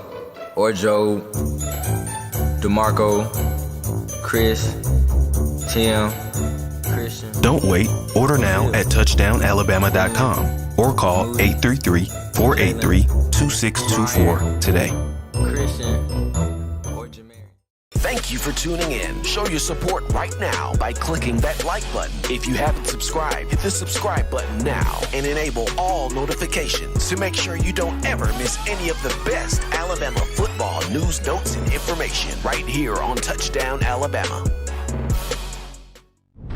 All right, we are back in from the break, and that means we're going back to the phone lines to grab your calls. Call segment brought to you by the Blue Wrench Gang, 205-448-1358. Number right there to call in, 205-448-1358 to get your conversation on. We grab a call right here. You're live on the show. What's going on? How are we feeling on a Wednesday? State your name and where you're calling from.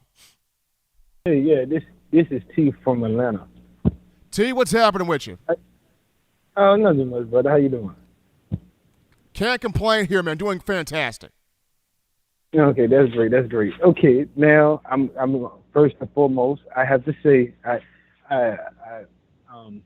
I'm calling to our Alabama channel, but I am a dog fan. Nothing wrong with that. Now, we welcome everybody. We welcome everybody. Come on in. Oh, thank you, brother. Thank you, brother. Oh, it feels nice and warm in here. Thank you so much. I can feel the love. Yeah, but I just want to start off now. Look, I know this is a very, very big game for both teams, both fan bases and everything. But before, I just want to let everybody know that we are still family. This is still SEC. We both represent the SEC, where everybody else wanna be a part of and come to.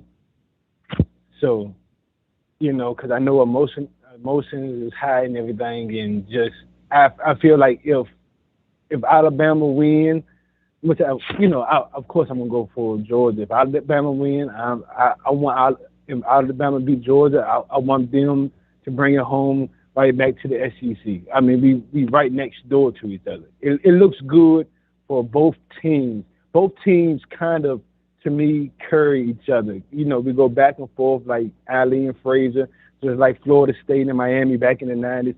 I think we can build that momentum that they know, that everybody knows around the nation. Whatever team win the SEC championship, they're going to go to the national championship. And that's big for both teams. So what I want to say, I mean, I think that, you know, both teams are good. And I just want to know, like, why do Alabama feel that that Alabama team is so young this year? It don't seem that young to me. It's not like they got freshmen all over I think Alabama, because I know the fan base is not used to this. You know, I know Alabama and Georgia is number one, and you know a team that nationally known for number one. Alabama is used to being in that slot, but it's like I don't. You know, I feel like it kind of defeats the purpose. It's not good that every excuse is excuses like Alabama is young, but for years and years, we was always told the reputation was Alabama don't rebuild, they just reload. It's like it's kind of like there's a lot of excuses going on, and it's kind of, I think it's kind of making Alabama losing the steam a little bit. And just like you're saying, like they say Alabama, everybody want to face Alabama. Everybody want to beat Alabama. It's not really everybody want to beat Alabama. Everybody want to beat the number one team. Alabama been the number one team for almost a decade now. If Georgia was the number one team for a decade, everybody would have beat Georgia. If Vanderbilt was the number one team, everybody would want to beat Vanderbilt. It's not about of course it's about the name, the brand, but it's the number one team. Like this year, everybody wanted to beat Georgia. Georgia was nationally known. Everybody, ESPN, everybody covered the team 24/7. ESPN, College Game Day was there following Georgia. Everybody wanted to be the number one team to get the notoriety and bring in recruits, bring in names, money, whatever. So it's not like everyone beat Bama. Everybody wants to be the number one team. I think that it just kind of it got a lot of just kind of question marks in a lot of places. I think it's gonna be a good game though, but it just. I want both teams to do good. I don't want either team to not miss a beat, for years to come. 'Cause I think this can start a rivalry. Like the SEC championship is pretty much just a stepping stone for the national championship, which has always been. But with Georgia and Alabama, for what it is, the big powerhouses, is good for the for college football, for SEC, and I think that both teams going to carry the torch for a few more years, both of them. So that's all I got, brother. Appreciate that call right there. Now getting back to the point he made about Alabama young team here, I think for fans you're so used to seeing juniors, seniors, older guys make big plays, and it's your older guys that lead by example. It's your older guys making the big sacks, catching the big touchdowns, throwing the big touchdowns, running the big touchdowns. It's your older guys that have made so much of those impactful plays on the field. But not just that. It's more of your older guys that carry that leadership persona. They're policing the team. They're keeping the guys in order. They're on that leadership council, if you will. For the first time, I think the fans seeing young guys on that leadership council. You're seeing a Bryce Young do those things. He's a sophomore. You're seeing a Will Anderson do those things. He's a sophomore. You're seeing a Dallas Turner make a lot of these plays. He's a freshman. You're seeing a Kool-Aid McKinstry make a lot of these plays. He's a freshman. You're seeing Ja'Cory Brooks catching big touchdown passes. He's a freshman. So to see more so of your young guys step into those leadership roles, that's what's kind of been sort of the shock at times for Alabama fans, because times you're not always used to that. But I appreciate that call right there. We grab this call here. You're live on the show. What's going on? How we feeling? State your name and where you calling from. It's Kyle from Foley, and I'll be damned if I'm pulling for Georgia, pulling for LSU, Arkansas, Vanderbilt, any of these SEC teams. These SEC teams get out here every week and go against Alabama. And all of a sudden, we're supposed to be cool, calm, and collected for what? For what? I don't want to see Georgia win. I don't want the game to be close. Nobody wants that. We want a beat down. We are on Atlanta. We are coming up there on Saturday, and we are making reservations, and we're renting out the whole damn dome. I don't give a damn about Georgia, Florida, any of these SEC schools, because you know what? Those fan bases, they cheer against us every week. Everyone is sick of Alabama. Everybody is tired of Alabama. Well, you know what? You're going to be real sick after Saturday night. You're going to go home, and you're going to cry all damn night. It's going to be a nightmare Saturday. It's going to be like Michael Myers and Jason, Chucky and Jeepers Creepers. You ain't going to be able to go to sleep. You're going to have one eye open. It is going to be a massacre. Alabama will prevail. I'm going to be there. I'm going to be in the stands, wilding out with them Bama fans. That's what I'm going to be, 63 boys and all. We're going to lean with it. We're going to rock with it. So, Georgia, you better watch out. The tide is coming. You got Cal from Foley. We cannot have a show without Cal from Foley. John, put it on the board. We cannot have a show without Kyle from Foley. Another good one from him. We take this call here. You're live on the show. What's going on? State your name and where you calling from. How's it going, Steven? This is Tim from Baton Rouge. Tim, what's happening, brother? Not too much. Just enjoying your show. Been watching it, for a long time. Hadn't been on in a while. I just want to make a statement first. I was on T from Atlanta, and him saying that everybody wants to play the number one team. No. Everybody wants to win a national championship. Alabama has been doing that this whole decade. So when Alabama's going to get everybody's best game. You can be number one. That doesn't mean anything until you bring home those natties all the time. Then that's who people look up to.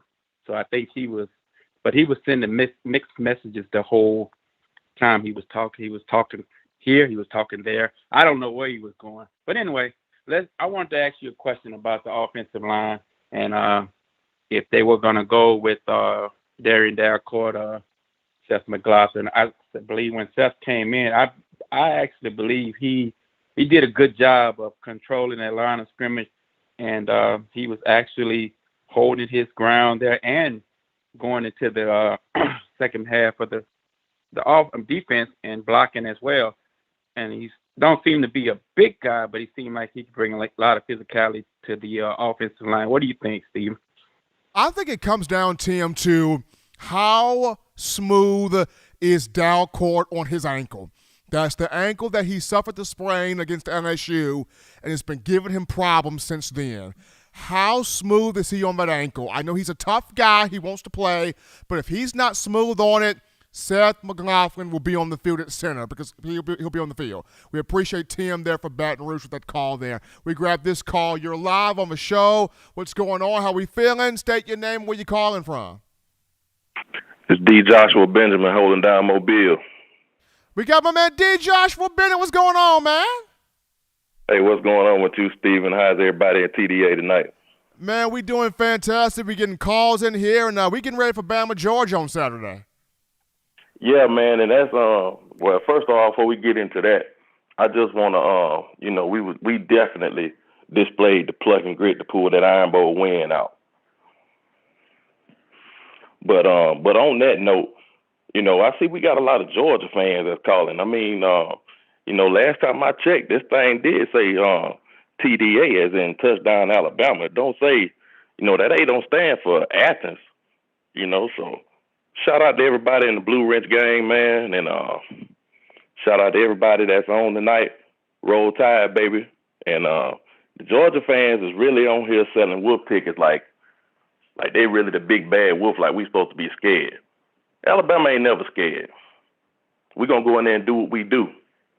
Roll Tide, baby. And I'm going to let you go, Stephen, but that's all I want to say. Roll Tide. Appreciate D. Joshua Benjamin for that call. Look, we take on all callers. We take on all callers here, whether you Bama fans, LSU fans, Georgia fans. Hey, you could be the fans of Timbuktu. We really don't care. We take on all callers here. We get this call right here. You're live on the show. What's going on? How we feeling? State your name and where you calling from. This is Jamori from Montgomery, Alabama, Steve. What's happening with you, man? What's going on?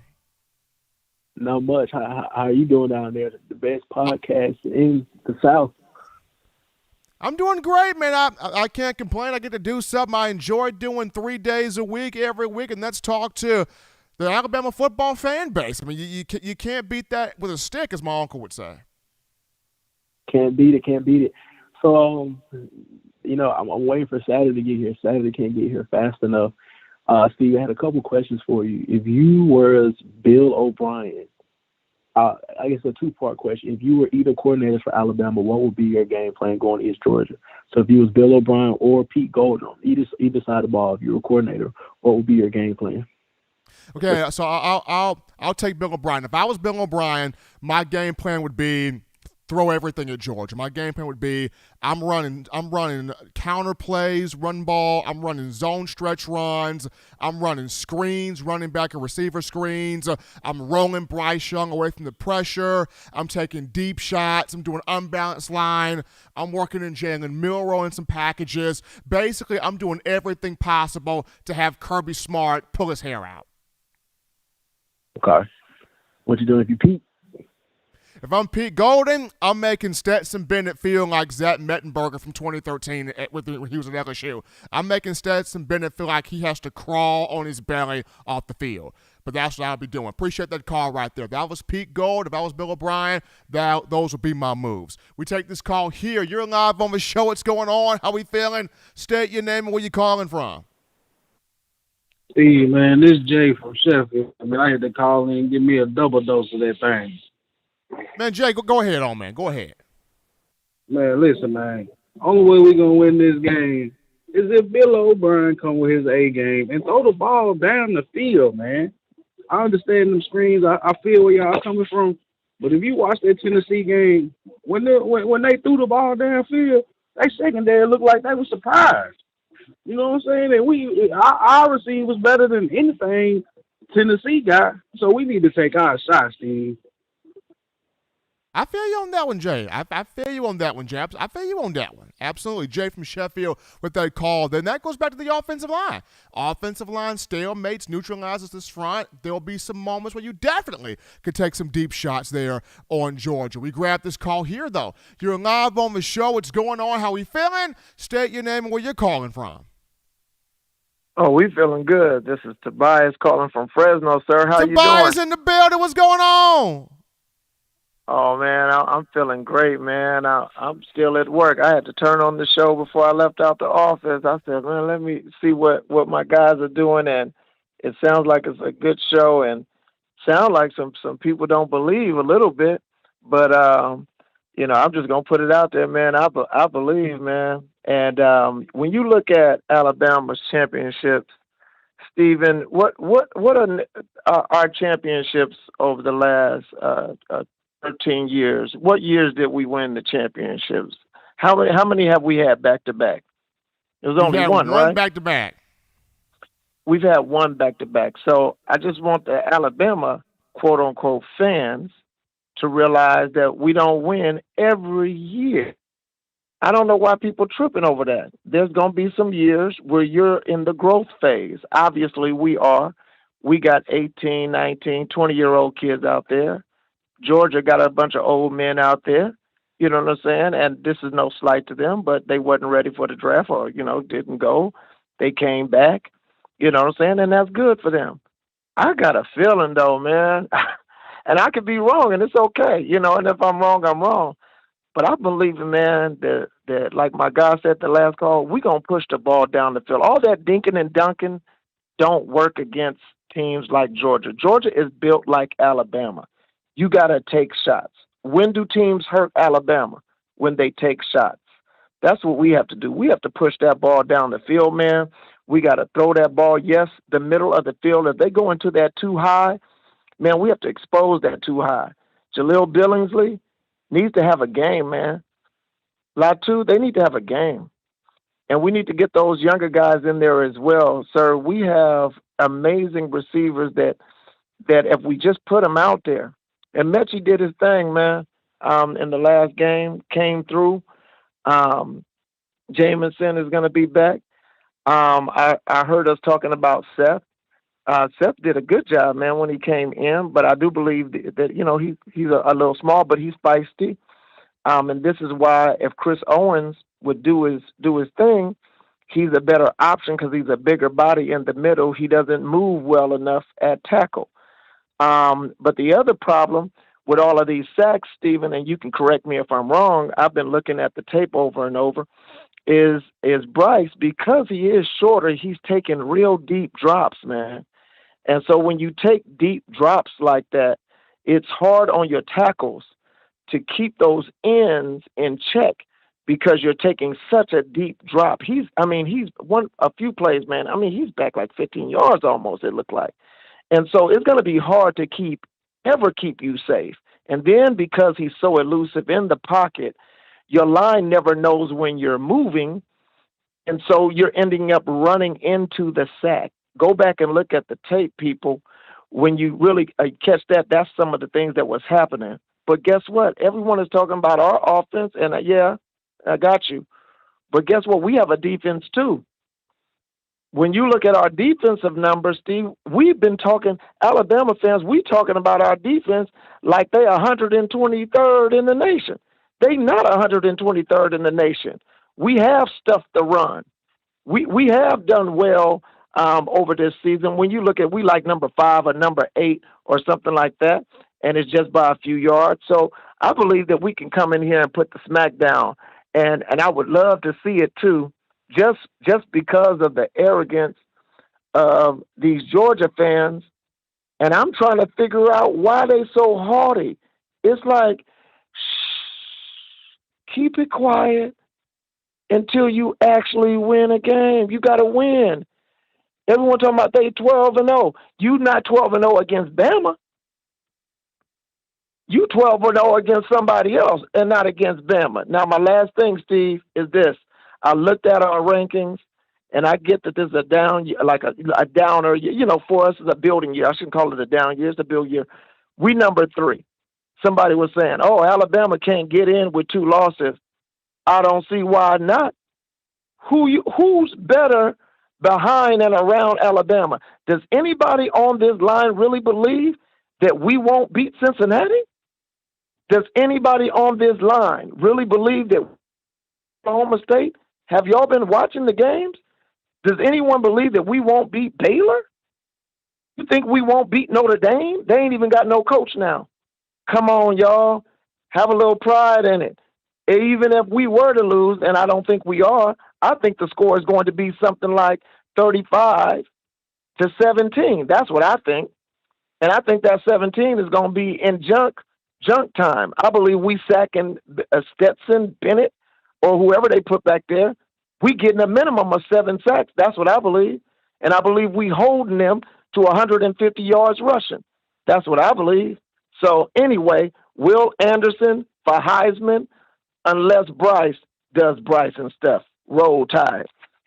Appreciate Tobias Brookins there for that call there and his thoughts on this show. We continue with calls. You're live on the show. What's going on? How we feeling? State your name and where you calling from. 38-7. Go Dogs. We got 38-7 there in favor of Georgia. We got a Bulldog fan calling in. Everybody's calling into the show. Back at this, their show here on this evening. We're going to go to a little quick topic here before we go to the break here. The quick topic that being on one Will Anderson, the sophomore linebacker for Alabama. was not named a semifinalist for the Lot Impact Trophy, of a trophy that goes to the most impactful defensive player in college football. Now, I don't know if the Lot Impact Trophy is more so geared towards juniors and seniors. If it is, please let me know.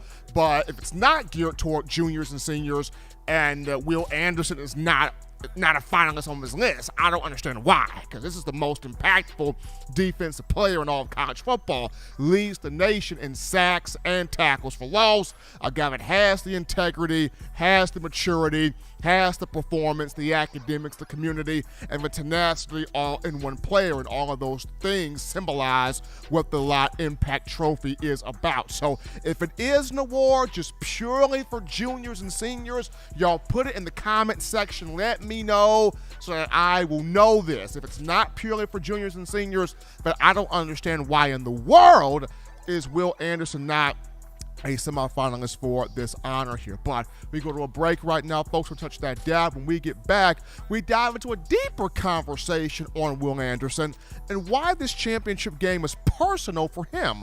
We'll touch on it after this.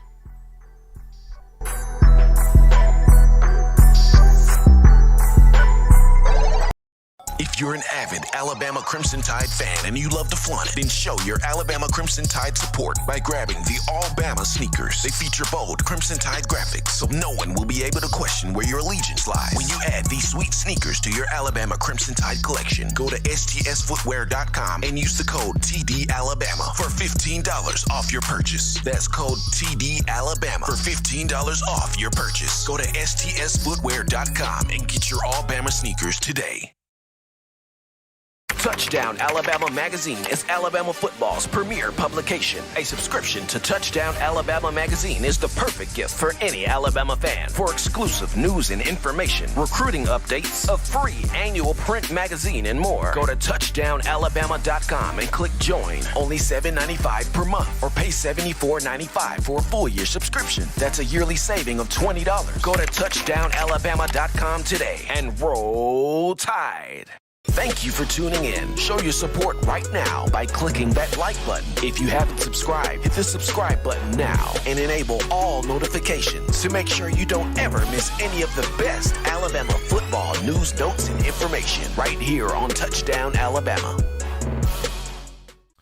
We are back into the action here, folks, from the break of a number one form for Bama football news. In my own words, yours truly, Stephen M. Smith, Touchdown Alabama Magazine. Guys, family, new record has been set here via In My Own Words because of us together as a family. The previous record for phone calls was 44. On the show tonight, 48 calls. 48 calls, brand new record to In My Own Words. It's because of you, the Tide Nation, being so concerned, so passionate, so in tune, and wanting to know about your football team. And that's what it's about, to be in tune, to want to know about your football team. We appreciate you guys. Couple of super chats to get to. We got Jovi Hendricks in the building. Jovi Hendricks with that $9.99 in the super chat. So we got my man Tobias Brookins from Fresno with that $20 donation, helping us out here on the show. And then we got Randy Pate back in here again with another $4.99, helping us out here in the super chats. Appreciate all of you guys showing the love and support here to us on the show. Before we get into the final topic of conversation, gotta remind you of TDAwear.com. That's TDAwear.com. For all of you fans still overjoyed with the Crimson Tide's national championship from the 2020 campaign, we want you to check out our championship collection merch. This means you grab you an 18 of them things, folk, hoodie, t-shirt, or sweatshirt, as well as our Got 18 We Do shirts. Designs that feature all 18 championship years on the back. You head over to TDAwear.com, do it right now.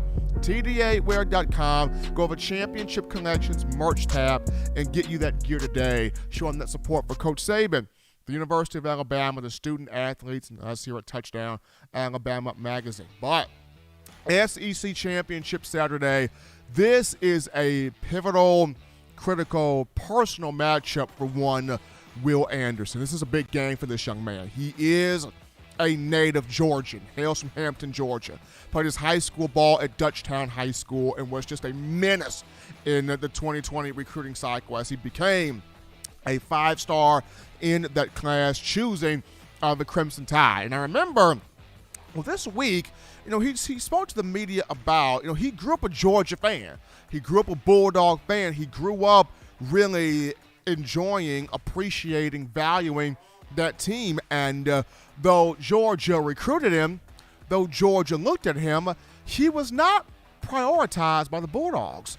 He was not a priority for Georgia. He was not a priority for Kirby Smart. And he ends up choosing Alabama because of the mentality that Coach Saban has, the mentality that this program has, and Alabama made him a priority. But when your home state does not make you a priority, and you are a 5-star, you are the most fearsome pass rush specialist in your class, and your home state doesn't make you the priority in recruiting, that makes you go about this game with a whole different energy, a whole different mindset, a whole different, level of play, because this gives Will Anderson a chance to show Georgia, to show Kirby Smart what they missed out on, what they lost, what they did not get in the 2020 class. And this is a guy that, once again, leads the nation, not just Alabama, not just the SEC. Will Anderson's nationwide. For Terminators like the commercial, nationwide's on your side. That's a Terminator. I mean, he leads college football for sacks at 14.5. He leads college football in tackles for loss with 29.5. I don't think people realize this. Will Anderson is 4 sacks away from being second place solely all time in school history for single-season sacks. He is 4 sacks away from surpassing Derek Thomas's mark of 18 from the 1987 season, and he would only be behind Derek Thomas's mark of 27 from 1988. This guy has a chance to have a whale of a football game against Georgia, and I think he will. Going back to the Auburn game, Will Anderson was hitting TJ Finley like no tomorrow, and Finley was hobbling the rest of the entire game. Finley was limping the rest of the entire game, and I'm not saying that he was pimp walking. He was limping like he needed help. TJ Finley was limping. So you look at this game here against Georgia, you're facing a Stetson Bennett where, his legs do create a lot of their offense. I look at this game for Will Anderson. He's going to be hitting Stetson Bennett all game long. Chased him down, running him down, making sacks, creating turnovers, creating big moves all game long. Because in the same way that Bryce Young is in this Heisman Trophy race, Will Anderson's in here as well. And I know it's difficult for a defensive player to win the Heisman. I know it's difficult. The last defensive player to win it was Charles Woodson, 1997, the cornerback from the University of Michigan. But Charles Woodson had to return kicks, return punts. I even think he played a bit of receiver also, though his primary spot was at corner. I feel like if Will Anderson can have a game where he gets, 3 to 4 sacks, 4 to 5, 6 tackles for loss, maybe a pick 6. Will Anderson gets a pick 6 against Georgia? You can seriously put him into that Heisman. You can seriously book him a ticket to New York. If he can get a fumble recovery for a touchdown, yeah, you can put Will Anderson on the plane. If he can record a safety, defensive 2 points there, you can put him on a ticket, a first-class pass up for New York. If any of those 3 things happen, safety, pick 6, fumble recovery for a touchdown, any of those things can have Anderson right there in New York. Because, Saban talked about it this week. He has meant the most to Alabama's team this year of any other player. When you talk about guys that make not just a particular program fun to watch, but guys that make a particular conference fun to watch. SEC football is not fun to watch without Will Anderson. I mean, your eyes are on him every week going, what is number 31 in crimson and white going to do today? How many sacks is this brother going to get? How many tackles for losses he's going to have? How many quarterback hurries is he going to put up? Like he makes the SEC fun to watch. He makes college football fun to watch. He's one of the most physically imposing players in the country. He's one of the most productive, dominant, disruptive, fearsome, I've run out of adjectives, pass rushers, outside linebackers in college football. Offensive minds know what he's going to do. They know what he's about, and they can do nothing about it. That's what makes somebody great. When the opposing team know who you are, they know what your strengths are, they know what you're capable of, they know how you're going to set up, they know how you're going to attack them, and yet and still those offensive minds can do nothing about it to stop you from obliterating their quarterbacks, from obliterating their running backs, from obliterating their offensive players. So for Kirby Smart in this matchup against Will Anderson, Anderson is about to show the Georgia Bulldog Nation. You see what you missed out on. You see what you did not prioritize in recruiting. Now I'm about to make your life a living nightmare on the field for the SEC championship. So looking forward to seeing what Will Anderson does here in this game, as this one's personal for him. But as always, Bama Nation, you want the best in news, notes, information, and coverage on your favorite program, that being the Crimson Tide. You can do this by accessing the Touchdown Alabama Magazine app. You download the app from the iPhone App Store. If you're rocking Team Apple, Google Play Store. If you got the Android phone for your audio listening needs, check us out right here, iTunes or Apple Podcasts, Spotify, Stitcher, Spreaker, Google Play, TuneIn Radio, Overcast.fm, or iHeartRadio. If the good and gracious Lord sees fit, I shall return on Friday, continuing the conversation that is Tide football. Remember, Bama fans, you can purchase individual copies of Touchdown Alabama Magazine. Have those sent to your door. That link will be found in the description. Also, if you're trying to get the fresh edition, print edition of TDA, the magazine, you get that by going to touchdownalabama.com. You click join, become a member, a subscriber today. That link in the description. If you're also trying to get your hands on the four-finger bling necklace, four-finger bling jewelry, courtesy of our guys at weownthefourthquarter.com, that link in the description as well. But until next time, folks, husbands, love your wives. Wives, appreciate, value those husbands. Children, continue doing the right thing, fun thing, smart thing, legitimate thing, to not be bored. You grab you those 3 hearty meals a day, those 3 great laughs a day, and as always, you protect yourself, you protect the loved ones around you. Till next time, folks, I'm your man, Stephen M. Smith. You've been listening to In My Own Words.